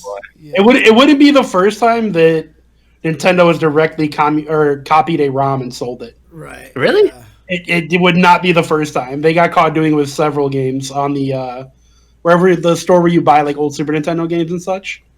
They've taken ROM files and put them there, and people just play them on their Switch or whatever. Oh, I did not know that. That's how they did that. Wow, that's crazy. They've straight up got caught doing that. So, would it be the first time? Oh man, that's wild. Oh, did my volume go down for you guys, or am I okay right now? Some people are saying that my volume went down or something like that. Here's what's important: me and David can hear you. Screw everyone else watching; they don't matter at all. I mean, I very rarely have anything useful to say anyway. It's fine right now. Okay.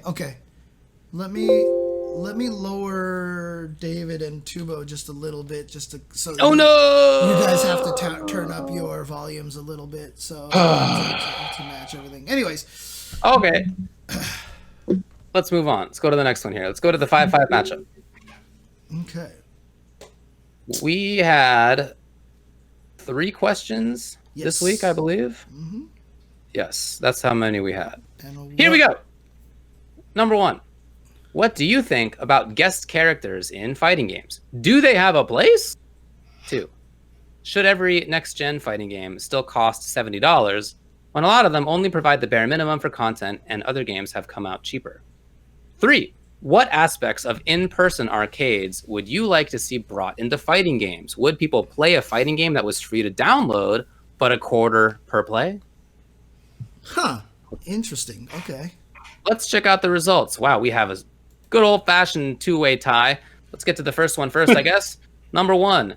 What do you think about guest characters in fighting games? Do they have a place? This is a 5-5 matchup discussion topic that I thought we would talk about anyway, but then when I saw that it was in the poll here, I assumed that it would be one of the winning ones and that we would just talk about it. So this is something that came up over the week when it turned out that some top Tekken players were not happy that there is a set of guest characters in. Listen, Hellas Scrap Man. Guest characters are here to stay. They belong in games. They're the hypest part of a lot of fighting games. I love the guest characters in KI. I love the guest characters. I don't even play MK. Guest characters in MK are incredible. They're so fucking good. Guest characters in Tekken, Geese, so cool. Why would you not want guest characters in fighting games? I don't get it. Can you explain the Hella Scrub Man joke? Yeah, sure. So Nee was talking to the main man, who was basically telling me to stop complaining. Some dude, whatever, some Tekken guy. I don't know, man. He streams Tekken. One of the biggest Tekken streamers, yeah. Listen, man. From what I understand about him, I don't know Tekken, obviously. Like, I'm not a big Tekken guy. Yeah. From what I understand, though, is he's mostly looked at as like a content creator only. He's never won any majors or anything like that. He's never placed high, which I'm sure he's probably a pretty strong player. I don't really know the guy. I'm not downing him. This is what I've learned. But Nee, who is one of the greatest players in Tekken of all time, told him he is a hella scrup. SCRUPMAN. Not scrub. Scrup man. It was genius. Yeah, it was great. And kind of just let him have like, look, man, you don't know what you're talking about. These guest characters got to go. I think Nee is the hella scrup man. He needs to learn how to deal with Tekken characters that aren't traditional Tekken characters. Learn how to deal with Akuma. Learn how to deal with Geese. Learn how to deal with Negan. Wow. I just learn to play the game, man. Like, you're a professional player. Get good. Was Nee the one who said no scrub? Speaking to Nee. Tubaware, Nee, get good. Yeah, get good, scrub man. Guest characters are dope, dude. I don't care. Guest characters are super dope. Give me more. I want a game full of guest characters. Matter of fact, my favorite fighting game, half the roster is fucking guest characters. Marvel versus Capcom is Capcom versus guest characters. Like, I love that shit. That's true. I love that shit. Give me all the guest characters. By the way, I do. And in KI, you also play a guest character. I play Ratch. Yeah, I started playing because he was added. I like that stuff, man. I do agree with everybody, though, that when Tekken 8 comes out, the lowest rank online should be called Scrup Man. That would be so sick. Like, that would be dope. If that would be Scrup cool. Man was the lowest rank, that would be amazing. That would be so good. In fact, what if you started out like at Apprentice or whatever it is, and then if you lose enough, you get sent down to Hella Scrup Man. That'd be a cute little bonus. Little Easter egg. Look, Anyway, as far as guest characters, what do you think, James? so the thing about it is, honestly, there's two ways to look at it, right? Obviously, one of the things that makes Tekken unique is that the guest characters aren't just guest characters. They're not a character put into the system of the game. They're characters trying to represent what they were in previous games. So it's not just like, hey, let's stick Akuma and Geese and Noctis into Tekken, and it's really Akuma and Geese that are kind of the problems right now. It's not just about putting them into the game. They put them into the game with all of their old mechanics, like cancels, and their lights can lead, their 10-frame lights can lead into bigger combos. They have meters, which doesn't have. They have these jump combos, which you've never had to deal with before. So, obviously there's other games where when you put the guest character in there, they go into that world, right? Like, for example, you can talk about, for example, KI. I mean, Rash, he's just a KI character, right? So, like, he fits in with the game. That game is so eclectic anyway, anybody would fit in with that game. But when you put when you put RoboCop into Mortal Kombat, when you put Jason into Mortal Kombat, right? Like, they still play like Mortal Kombat characters in Soul Calibur. What did they do with the character who came from Haomaru? Haomaru. Is he like a Calibur character, or is he like a Samsho character? No, he's like heavy slash, and it does a lot of damage. He's like a Samsho character. He has cancels. Nobody else has cancels in this game. He gets to do it like button into uppercut. Like nobody else gets to do that. But, it works out because, again, Soul Calibur is another one of those games where every character is like their own system, so it's less intrusive. The thing about Tekken is always comes from a very unique place that's very different than a lot of other fighting games. And that's one of the hardest things for the Tekken scene is they're all about tradition, right? Tekken is about, look, our game has not fundamentally changed that much. The same ideas have been pervasive throughout all the 20 years that Tekken has existed, and so throwing these characters in here that really shake things up is very disruptive. If you are someone who's used to what Tekken is about, it's hard for you to grasp that, hey, if I don't block this low, I can lose all of my life. Like Akuma, literally, if you don't block a right low and he's close enough to you, you can lose your entire life bar, and that's not something that they're used to in a lot of ways. And so it is kind of, and again, like I said, the Tekken scene is very unique. But again, guest characters, I think, are super valuable. I feel like they bring a lot more people into the game. I think it was a great way to bring Street Fighter players into the game by putting Akuma in there, for example. They add flair. I think Street Fighter V should have some guest characters. When Haomaru got announced for Soul Calibur 6, I was like jumping up and down. I was like super excited. I was like, oh my God!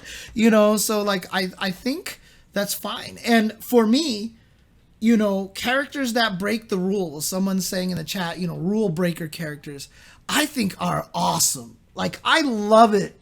Hi, Kitty. Hi. I love it when a character out there... Best character on the show. Yeah, I know, right? I love it when characters break rules. In fact, I like it when original characters that are designed for the game break the rule.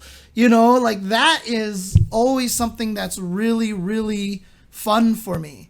To have characters that break rules. When Alpha 2 came out and, they made it so that only Guy and Gen had chain combos. I thought that was really cool. Gen had the mode switching thing. I thought that was super cool. I like that kind of thing. It's one of the things that I love about Alpha 3 so much is that they really tried a lot of weird things with characters. So I like that kind of thing. And again, the only thing that, to defend the people complaining about it is that Tekken is unique. Tekken is a different kind of scene. It's a different kind of history that I feel like a lot of other games don't have. And it's easy to be like, adjust, scrub. But, Tekken, like I said, is like just this. It is a microcosm. It is a series where this is how you've always done Electric Wing God Fist. And this is how it should always be. Right. I get good. Like, that's such a stupid excuse. It's always been this way. So, and we used to fucking ride horses to and from places. Now we have cars. Like, things change. Deal with the times, guys. That is a very apt analogy. Deal with the times, guys. Things change. Yeah, good. All right. Pedestrians. Yeah, exactly. I'm just saying, man. Like, things I change. like them. I mean, I basically agree with James for the most part, and I guess Tubbo as well. I really like some guest characters, and even beyond that, I really like games that have characters that are extremely diverse and weird.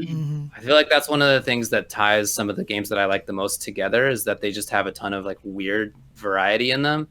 And it's, for example, like a big part of why I played BlazBlue for a while. It's part of why I like Marvel. It's part of why I like KI. Under Night and Birth. Yeah, Under Night, Injustice, MK. Like, these are games that have a ton of different variety, weirdos in them. Even SF5, my problem with the game on launch was that it didn't have this, and now it does. And that's a big part of why I've ended up really liking it. So that's something that I love. And I understand, I'm sure that there are many people who don't feel that way, people who would prefer to have some kind of uniformity. That doesn't mean that you want every character to play the same, but not as much disparity, not as much weirdness in there. I'm sure there are people who are down with that. Sounds like maybe Knee's on that team. But I personally, subjectively prefer a lot of weird stuff in there. And I don't go out of my way to pick guest characters when they come in. It's just not, I'm not picking a character because it's the guest character, but for whatever What are you playing, MK? For whatever reason, right now I'm playing Baraka in Mortal Kombat, but I'm also playing RoboCop, Terminator, and Rambo. I don't know how that happened, but I've ended up in a situation where I'm playing 3 movie characters for whatever. Well, you're just a very big fan of 80s action movies. Yeah, dude, me and Ed Boon. I feel like it's also because that they're a little... The original Mortal Kombat 11 cast really, honestly, was short on zoners. And I feel like RoboCop, Terminator, and Rambo kind of have more of the trap zonery kind of mentality that the initial cast didn't have, I think. I think that's certainly true for RoboCop and Rambo. Terminator is probably not the best example of that, Okay. but one thing that is true is that many of the MK characters, when they came into MK11, I mean, there are certainly some significant differences. Some of them play really differently than before, but most of them are like pretty Mortal Kombat-y. And then when they put guest characters, they oftentimes do extra kind of weird stuff. That was the case with Alien in MKX, had some weird stuff in there, for example. And I feel like that may be part of why I've ended up playing these guest characters, that maybe they just feel free to like invent whatever, and they come up with new interesting stuff that I really appreciate. Anyway, I'm not opposed to guest characters. I'm not specifically in favor of them. I obviously have ended up playing a lot of guest characters, but for me, again, subjectively, I prefer having a big variety in the cast. People are more interested in playing, a game that has some kind of uniformity in there. They don't want the new weird stuff. That's fine. I get it. But at the same time, I do think it's true that guest characters, I expect this is true, is that guest characters will bring in more people than they will keep out, right? That there are some people who are like, ew, a character from Final Fantasy, this means I'm not going to buy Tekken because I don't like the disruption. Whereas there's a lot of people who are like, ooh, a character from Final Fantasy, time to buy Tekken. Yeah, right? But I mean, like Shay says in the chat, right? Nobody complains about Noctis and Negan because they just made them Tekken characters. They don't have regular jumps and lows that lead to big damage, and they don't sit there and have extra meters that do all sorts of crazy things. They were characters that were brought in and turned into Tekken characters, which, like I said, is that difference, right? Akuma and Geese were brought in, and like nobody has jump combos, and someone even said that some of these jumps can even jump over high hits, right? Like high attacks. Like sometimes you can jump high enough that you make it over there, and they're like, "What the hell? This shouldn't even be allowed," kind of thing. So it's just one of those situations where I think most people are just complaining because they are systematically disruptive, like system mechanically disruptive. But well, I should say as well that when it comes to Mortal Kombat, there are lots of people who actually don't like there being guest characters. That's a frequent thing that I see on Twitter and Reddit and so forth. Whenever there's somebody new announced, like Rambo, there were people out there who thought it was weird, like Brock, right? You thought it was weird. But, yeah, I still think it's weird. Yeah. But there's a lot of people who are like mad that it's not a Mortal Kombat character, that they want to see who even knows at this point. Kintaro, I don't know, whatever. I don't even know that many Mortal Kombat characters from the 3D games because I pieced out of all of them. But there's people who are asking for whatever bum who was in one game in a 3D universe that I don't I've never heard of. Right. They're really committed to that, though. I mean, there really are super hardcore character-specific fans in Mortal Kombat. They call their character fans communities. There's a Melina community, right? Mm-hmm. Which is not how you talk about games in other characters in other games. You say, like, I'm a Honda player, I'm in the Honda Discord, whatever. You don't say, I'm part of the Honda community. It's just not really the same. I think it was different back on SRK when they had the character forums. Because I always called myself being part of the Cammy community. Okay, maybe this is something bigger, but it certainly is a big thing. It's bigger than you, David. You don't get it. All right? I don't get it. These character communities, they're deep in the FGC Illuminati. Okay, maybe I don't get it. Someone mentioned this. Anyway, all I'm trying to say is that there are people in Mortal Kombat who also do oppose there being guest characters there as well. Someone mentioned this in the chat earlier, and it's one of the biggest holes in my fighting game experience, lifetime experience. But I have never gotten a chance to try Link in Soul Calibur, and like that. Oh God, I almost want to just download the emulator, the GameCube emulator, just so I can try it. Because when I first heard about Link in Soul Calibur, I thought that was the coolest idea. I was super excited. I was stoked for that back in the day. Yeah. He was cool, so you're not wrong. Yeah. Like I played with Link. Yoda was in there. Yoda was in 4, okay? Yeah. Okay, yeah, but you know. And Yoda was on the Xbox version. Darth Vader was on. Yeah, Vader was on. Are you sure it wasn't the opposite? PlayStation. Star Killer. Maybe was on actually, I think they ended up putting both on both at the end of the day. Okay. Yeah, I think Now they that I both think came out. about it. Yeah, and wasn't Star Killer also one of them too? Like on there. Star Killer was the character. Star Yeah, Kratos, and there's characters all over the place, man. For sure. Guest characters aren't going anywhere. Get good. Yeah, Yoda was so small. I remember that. Yeah, it's hilarious. That was very funny. Anyway, guest characters in games, they're definitely not going anywhere. I would suggest that Knee already has gotten good, but also maybe deal with it. That's what I mean, that's obviously what I mean by get good. Obviously, he is one of the best players ever of all time. Period. No, but, like, you're come calling on, him out. You're trying. If you're that good, then why are you complaining about characters that are not broken? They are not broken. Calls out Knee. First attack, Club-Aware versus Knee. Post it on Event Hubs. Where you have Velociraptor. I want a whole article about it. Oh my God. All right. What do we got for the next one here? Number 2, the tie as well. Okay, Is so actually number 3. are we gonna do both then, or how are we gonna do this? Yeah, right. Well, wait. What are the other 2 options? Because one of them was real dumb. I mean, there were 2. No offense to the person that asked it. Okay. No, Yeah. Too late now. You've already just. Can I tackle the pay quarter per play one? Because nobody on earth is going to do that.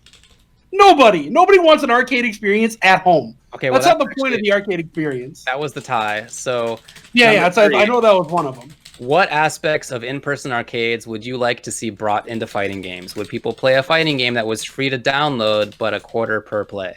No one would do that. No one no. ever. There's no way in hell. I'm not doing it. No way. Imagine charging me 25 cents every time I go into a match. That's the dumbest business model I've ever heard in my life. It only works in arcades. And that's only because arcades are special. As soon as you could buy those fighting games and bring them home, people stop playing them as much in arcade. You know why? Because you don't want to put a quarter into a machine every time you play a game. What about a mobile game, buddy? Say, there you are, trying to build a factory. And you could wait until tomorrow for your factory to be completed. But you could also spend a little of the cash and your factory will be completed right away, allowing you to do other things immediately thereafter. People do that every single day. Correct, but it's not a competitive game. Nobody's doing that in a competitive game. And if it isn't a competitive game, they can still compete without playing. They don't have to pay or they can still compete without paying. They don't have to pay money to compete. They might get stomped on by the pay-to-win players, but they don't have to do that. That's why this doesn't work for a fighting game. You can't have pay-to-win fighting games. You can't do it. You can't. It doesn't work. But that's not pay to win. That's pay to play. This would never work. It's pay to play. Right, and that's why it's even dumber. You're not paying to win. You're paying just to get the experience. It doesn't work. It doesn't work at home. Like, I don't care if it's free to play. I don't care if you paid $60 for the game.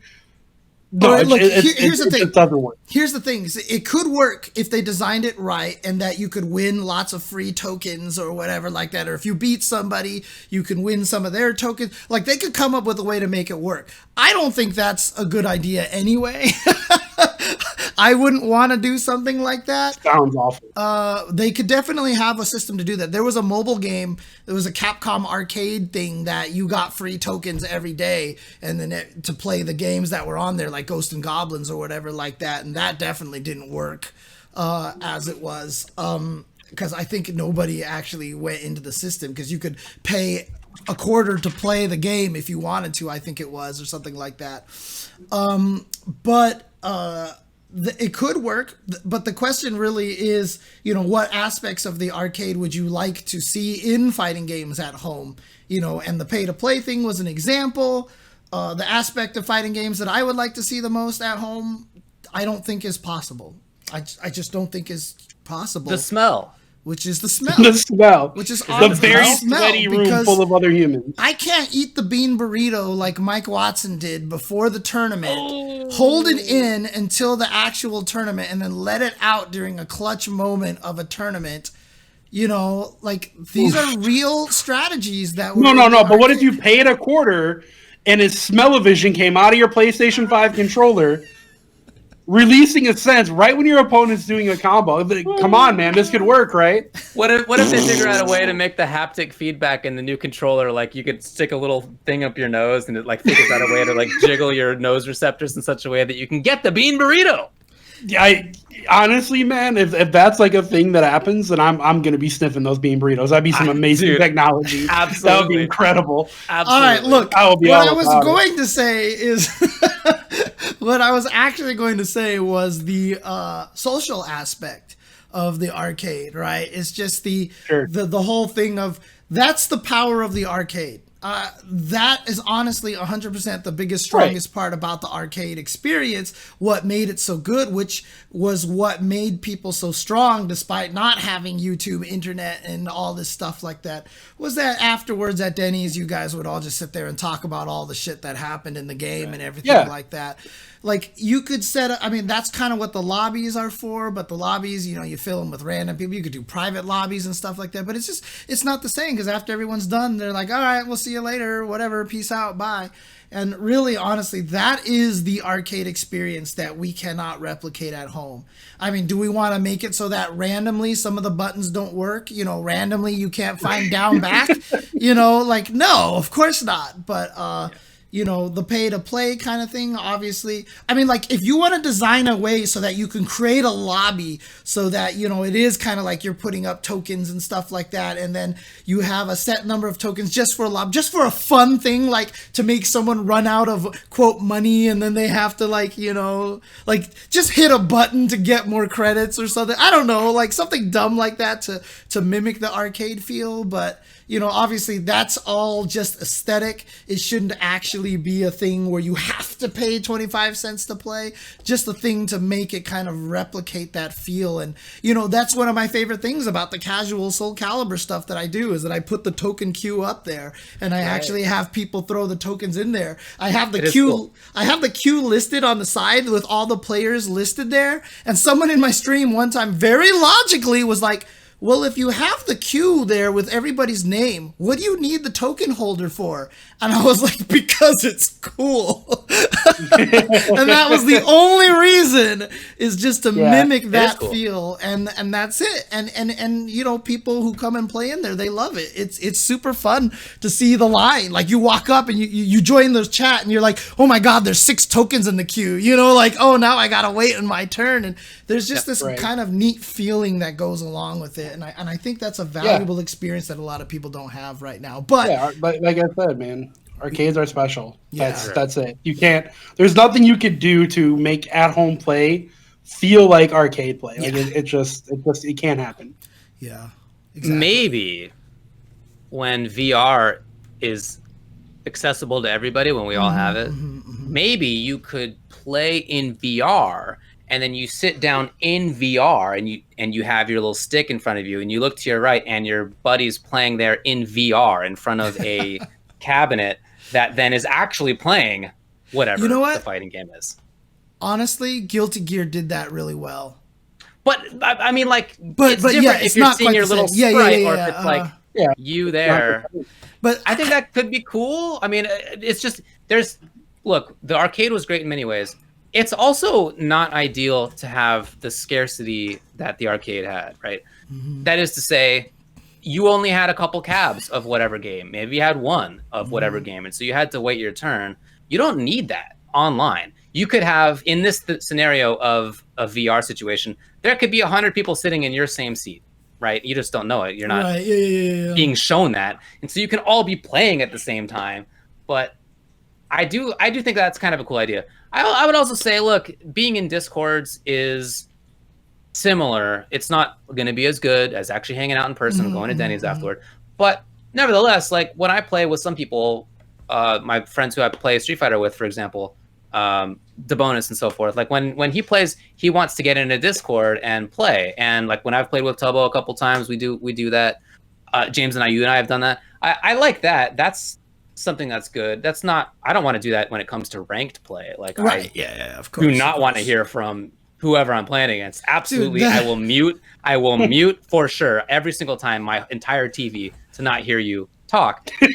Dude, that Mr. Aquaman clip that he just retweeted with where he shimmied somebody into the nether realms or whatever.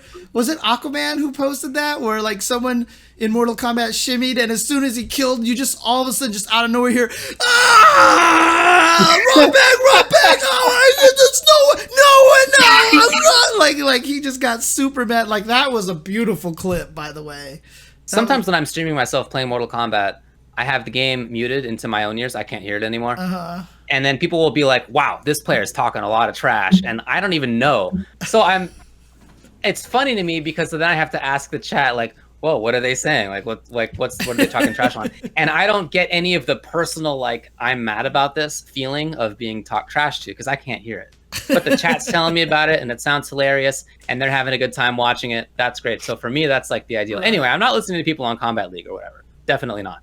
But as far as just having a Discord get together, I think that's great. And it can give you a bit of that experience of like really talking about the matches and having a little breakdown afterward and having a little hangout afterward as well. Even the Among Us streams that, they do when you all get to yell at each other during the meetings and stuff like that are pretty fun. That is the entertaining. That's like the best part of the game. Yeah, that's the game. That is the game. Yeah. Right. Mm-hmm. And that's what makes it cool is that Discord has allowed to make it so that people can do that, right? As opposed to chatting in with text in there. So definitely, shout outs to Discord for inventing voice over internet protocol. Exactly. Genius.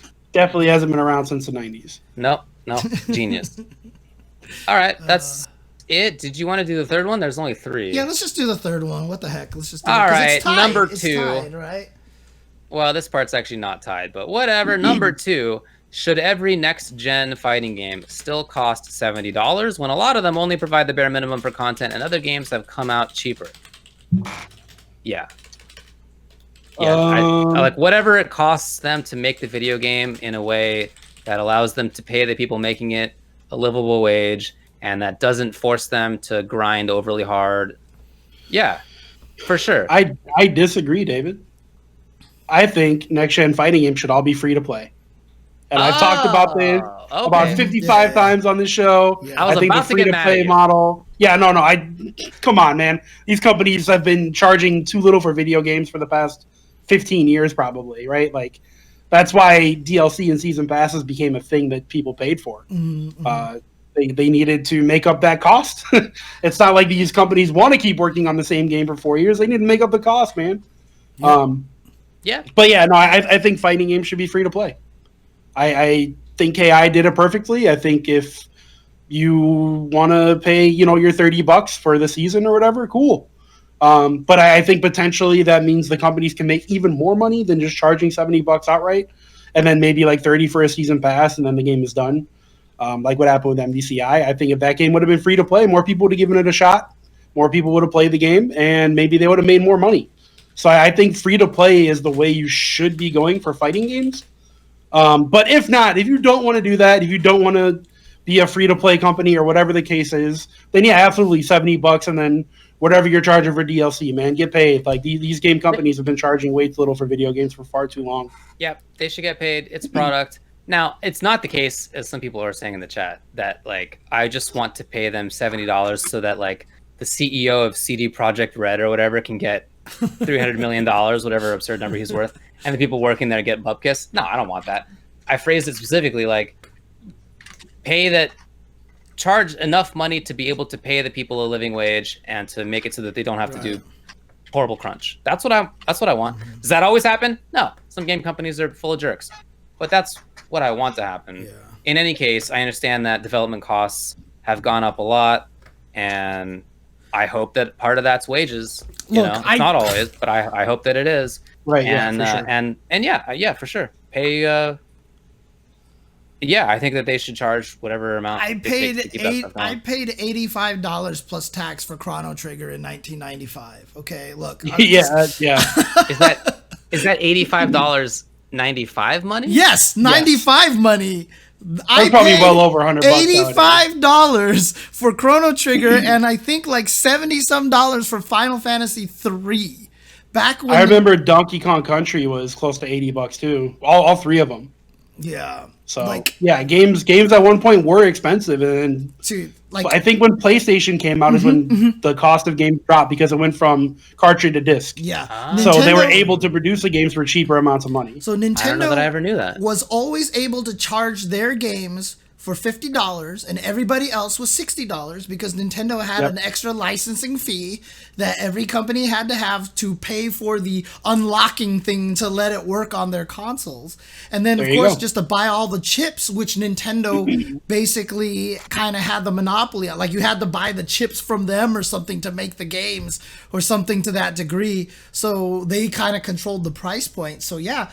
Nintendo games were $60, $70. Super Nintendo games got to $70. Phantasy Star 4, I believe, was $89.99 or something like that for the Genesis.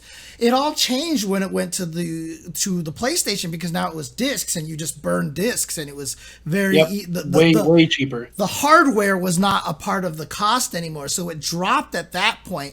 And then it's just kind of stayed around $50 to $60 since then. And then it's been many, many years. I mean, it's been a quarter century. In fact, it's long overdue. I don't want the. It's like with the arcade where we were just talking about. Would you pay 25 cents? 25 cents is almost nothing in 2020. I mean, honestly speaking, like it's really. But we have that price point in our minds because in 1980 it cost 25 cents to pay, maybe 5 cents, but a lot of games are 25 cents. That's 35 years, 40 years of inflation, and the meaning of that amount of money, 25 cents, is totally different now than it used to be. And yet we still have this idea, just in the same way that the $60 price point from 25 years ago is still here, and yet there's been inflation, and it's more expensive to create stuff. It's just a different story. Yeah, and honestly, even if we talk about fighting games, I wasn't paying 25 cents when a brand new fighting game came out. That was 50 cents to start, 50 cents to continue. Are you kidding me? Right, that's true for new games. You're right. Yeah, they eventually became 50 cents to start and 25 cents to continue to kind of spur people to keep challenging so that the continue would never actually run out. Which was always a genius method to do it. I used to argue with my arcade manager at UCLA. I was like, change it to 50 and 25. You'll make more money off of the... anyways, that's a whole nother story. You were right. But honestly, like, paying $70 for a game is something that I did in 1995, dude. Like, and someone said that $80 in 1995 is like $140 now. Dubudomo had the actual inflation costs. Yeah. It was inflation adjusted 1995 $85 is in 2020 $145. Yeah. And it's crazy because it's just what you're established. It's what your brain gets used to. If you look at an iPhone game and you're like, this costs $5? I won't pay $5 for an iPhone game, right? Like, because it just like, it sounds weird, but like sometimes you can get a game that's like super high quality. But one thing I do want to echo what someone else in the chat said, though, is that free-to-play model is dangerous, right? Because if you, like, let's say Tubo gets what he wants, and everybody is making fighting games for free to play. SNK Heroines comes out. Boy, oh boy, did they just lose a crap ton of money. And you could cripple a whole studio that way. At least with the way that it was, not a lot of people bought it, but at least the people who did spend $60 on the game. You know what I mean? So you have to but that can also leave the company in a bad place in the future, right? Right. So say you're new to fighting games, you go SNK Heroines, I'll start there, and they buy that game and like, this game sucks. I'm never buying a game from SNK ever again. Like that that definitely happens too. So I mean, and then, double-edged sword, I guess. The other thing too is that fighting games are one of the roughest ones in terms of what you can do for DLC, or at least they just haven't figured it out. So far, it's costumes. Right, you need to start adding like crazier things, like Ryu throws a beach ball instead of a fireball. You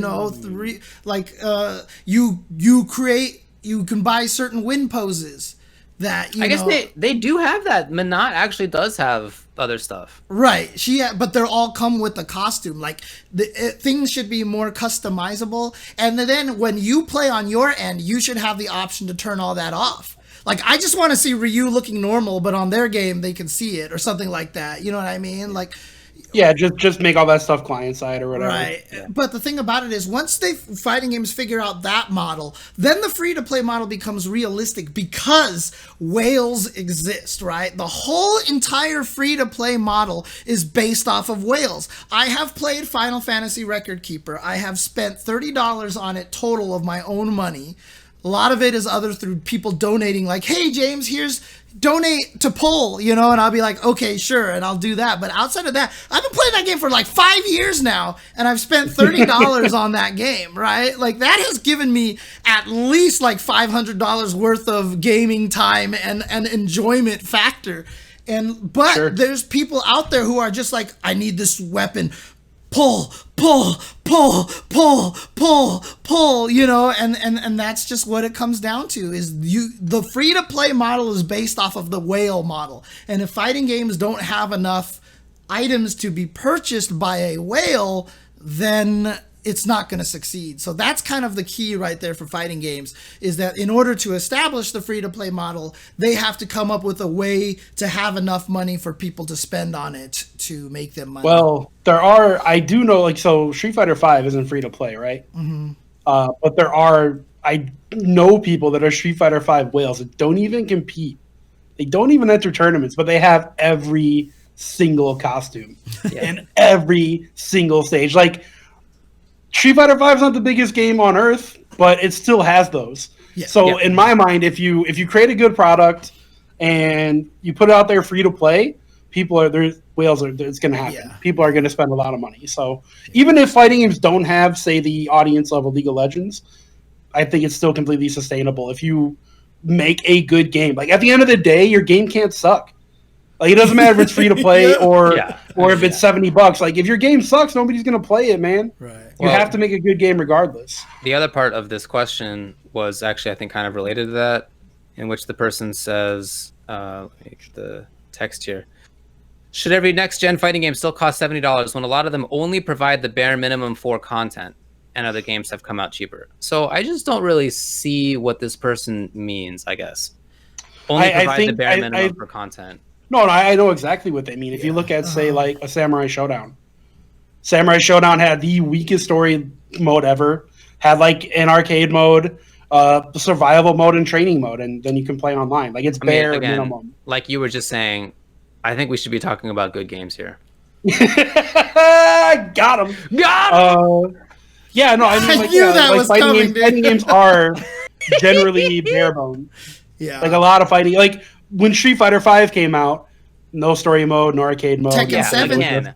You fight against people. Like, like those type of things. Yeah, I mean, again, Street Fighter V was probably going to be free to play, blah, blah, blah. Look, Tekken 7 came out, was a quality game at that point, but there was no tutorials, there was no frame data in there, a lot of things that people are mad. Yeah, all that stuff does need to be included, but I mean, I think that comes along, like David said, making good games. Mm-hmm. Like, I feel like you can't make a good fighting game. You need to make a good video game. Yeah, totally. You need to make a solid video game. So that means high quality UI. That means tutorials. That means extensive training mode. That means a story mode. That means arcade mode. Everything needs to be included if you're going to charge $70. Or if not, charge 30, charge 40. That's fine. Okay. But again, this is a little bit tricky here, right? Because putting all that stuff into a fighting game doesn't necessarily sell the fighting game. Good netcode, yes. Correct. But putting all that stuff in there, because people have often pointed out that games like Overwatch, like League of Legends, don't really have super extensive training modes and crazy tutorials and stuff like that either. I don't know if that's the case right now. I'm just repeating what people have told me. Again, if that's not true, and now suddenly they have the most amazing tutorials, well, sure. League of Legends is free. League of Legends is completely free to play. Yeah. And Overwatch doesn't. You learn that stuff on the fly real quick. Well, really what it is that as you're playing with a team, they are your tutorial. Yeah, I mean, really, like either your decisions aren't as impactful as if it were just you. Right. Obviously, it's relevant, but like not as impactful. So if you screw up, you can still win. It's possible. Or you're playing with friends who are basically your tutorial. Mm-hmm. So it's just not really available. I mean, fighting games, you can't just be like, well, League doesn't do this. League has 1 billion players. I don't know what it is now. 100 million. Like it's obviously it's free. Ridiculous. And we can learn some lessons. Like maybe free to play is good. But other lessons of like you can succeed without having a training mode are just not. Right. It's not a good idea for us. And that's the hardest thing about fighting games is that because they're not team format, you don't get that. Again, there's that social aspect I'm talking about that you're missing in fighting games. Like I said, back in the arcade, your friend would be like, do you realize that you jump like every single, or you have an anti-air, this guy's jumping like 17 times, and you're like, what are you talking about? And then you're like, holy crap, I never anti-aired. Like that arcade kind of helped cover that part. That social experience. And right now the online experience, which is why sometimes I argue that I think learning fighting games now is harder than ever because you don't have somebody to talk to you about those kind of things. And no amount of free to play or whatever is going to give you that unless we can figure out a way to create more of a social environment.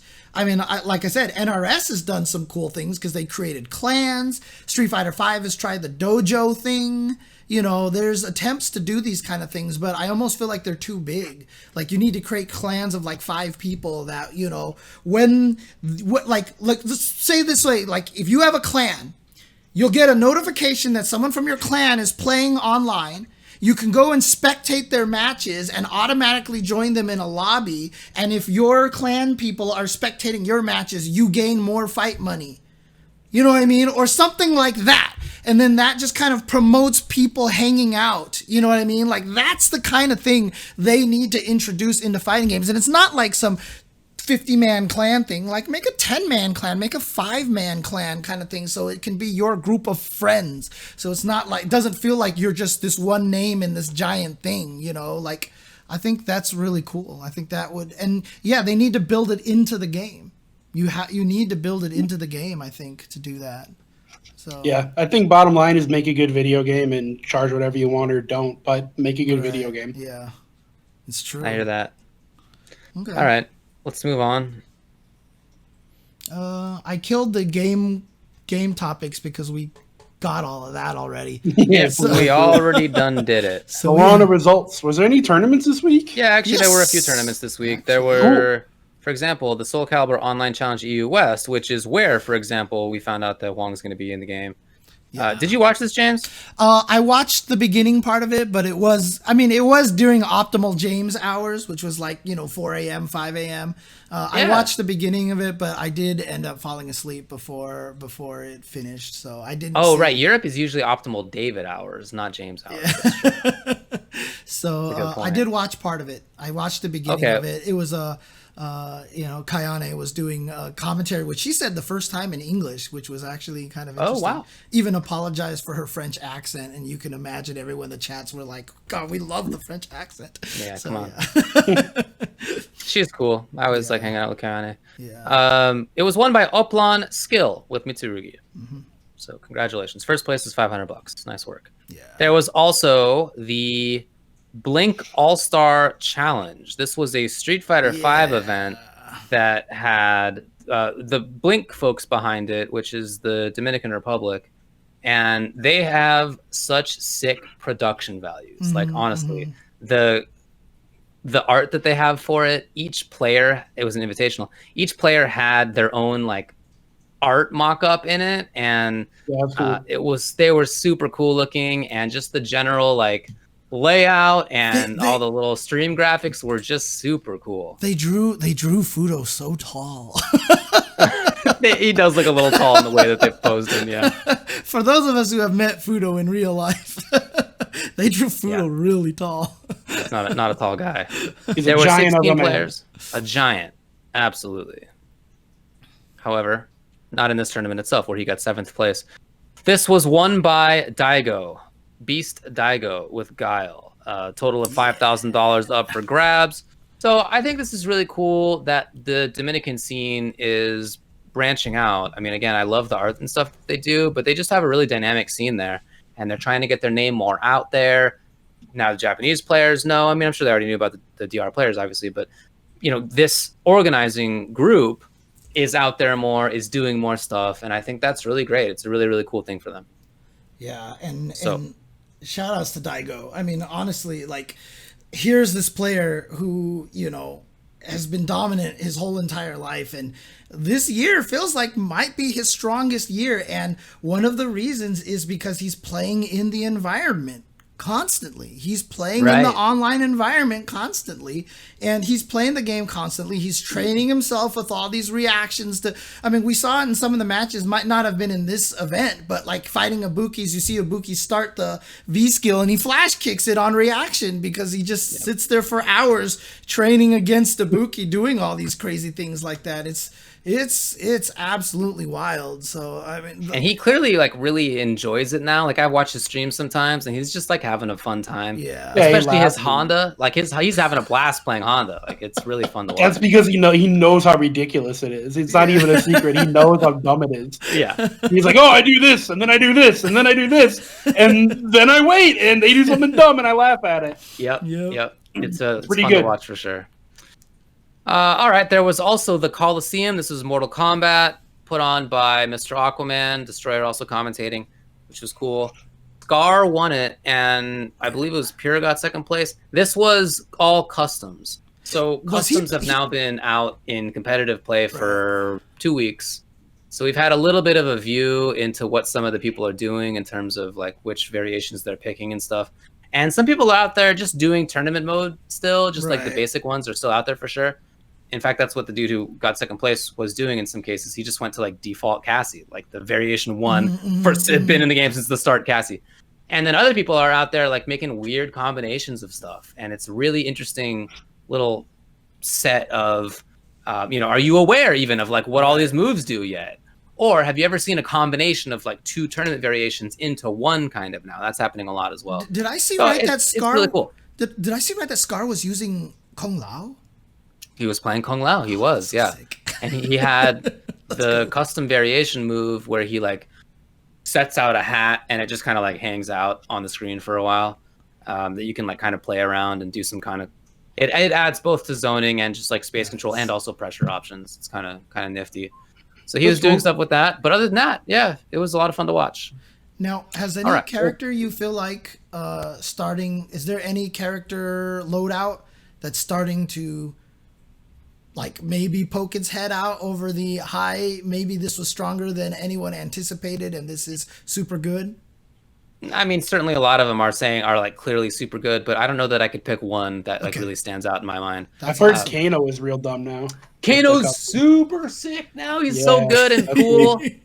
Definitely. I was just investigating it earlier today and found some extra cool stuff people in the chat were telling me about. I maybe Jackie beforehand was, some people thought was the best character. Many people thought was the best character.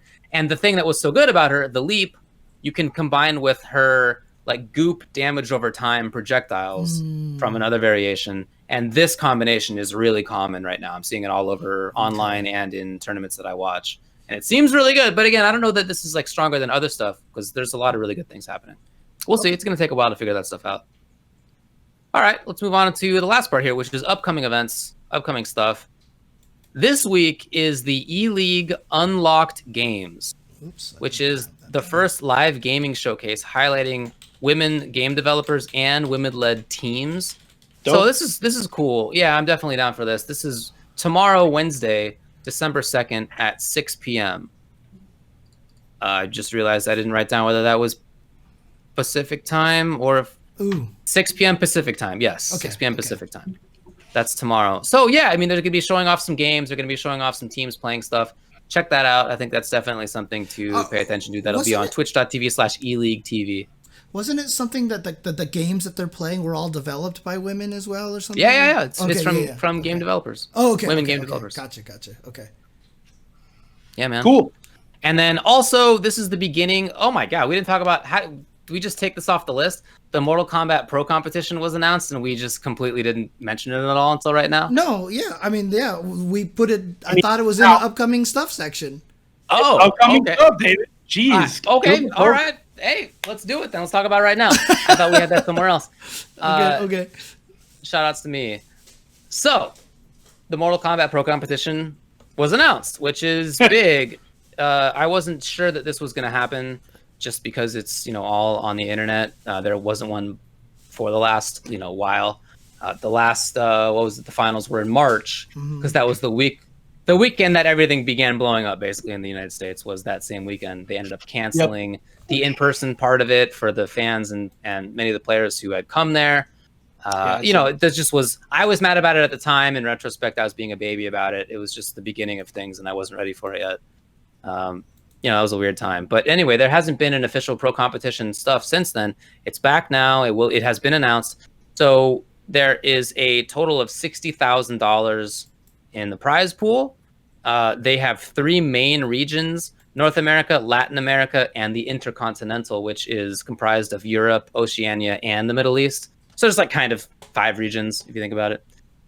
And each of these is split up into a bunch of further smaller regions. So, for example, the North American one is North America East and West. And then Intercontinental, even Europe has the different regions in Europe. And Latin America is like part of Latin America plus Mexico. And then Brazil is separate. So there's just a bunch of different like little regions in here. And each one of them has its own set of events. So I did the math on this, and there's like 70 plus total events in this, because each little region has its own series, basically, into its own regional finals, and then it funnels up like this. So there's a lot of stuff happening for MK this year in a ton of the different parts of the world, and that's great. I'm really happy about that.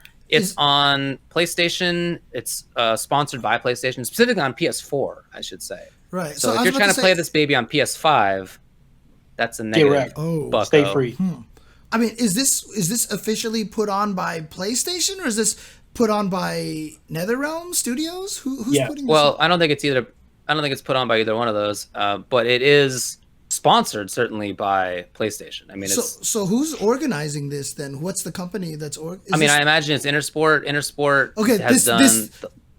What I'm saying is this is the official like NRS. Yeah, it's official, dude. Yeah, okay. Got it. Yeah. Okay. Yep. Custom variations. Yes, that will be in there. Also, Wi-Fi is dead. Yeah, you got to be wired only, baby. Got him. I do feel bad for people that like live in apartment complexes where the only internet available is Wi-Fi, but also I hear you. That's such a low percentage of people. Like, get wrecked. Stay free. It definitely go to your friend's house and compete if you want. Well, not right now. Don't go to your friend's house now. But in the future, when we're all vaccinated, go to your friend's house and compete. Okay, there you go. And they actually have merch. There's merch there if you'd like to check it out. It's Amazon.com/Mortal Kombat. Yeah, I mean, check it out. I like the designs of like the North American League, the Intercontinental Combat League. And I just like the MK like logo. I think it looks cool. I gotta tell you though, some of these other shirts where it's just like, here's a picture of Scorpion and like it says esports on it or whatever.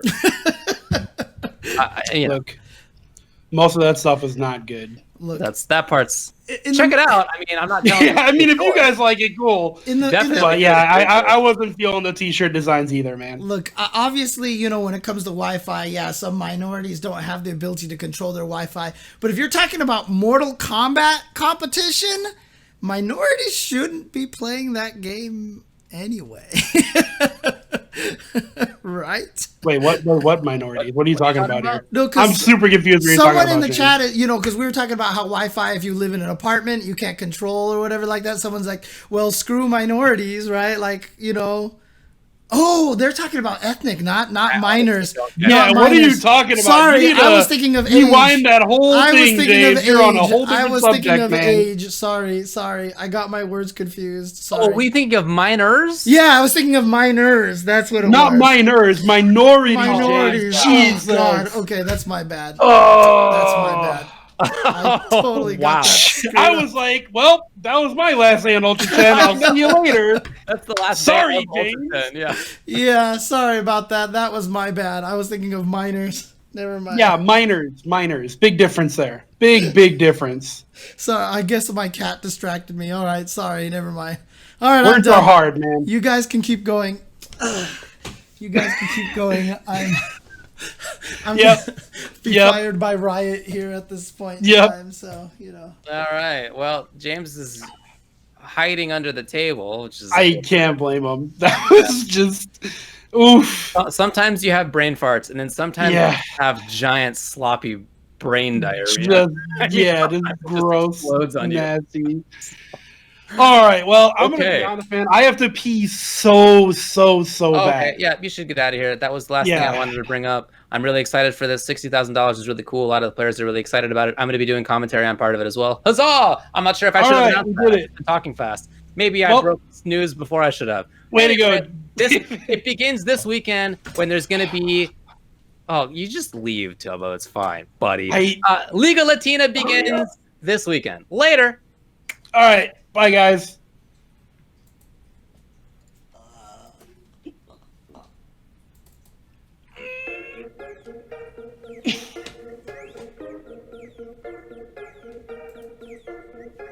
Are we still live? The birds are playing. Okay, I want everybody to know that Tubaware made a real weird noise as he exited. Like, he was like really straining as he exited the chat. I could hear it.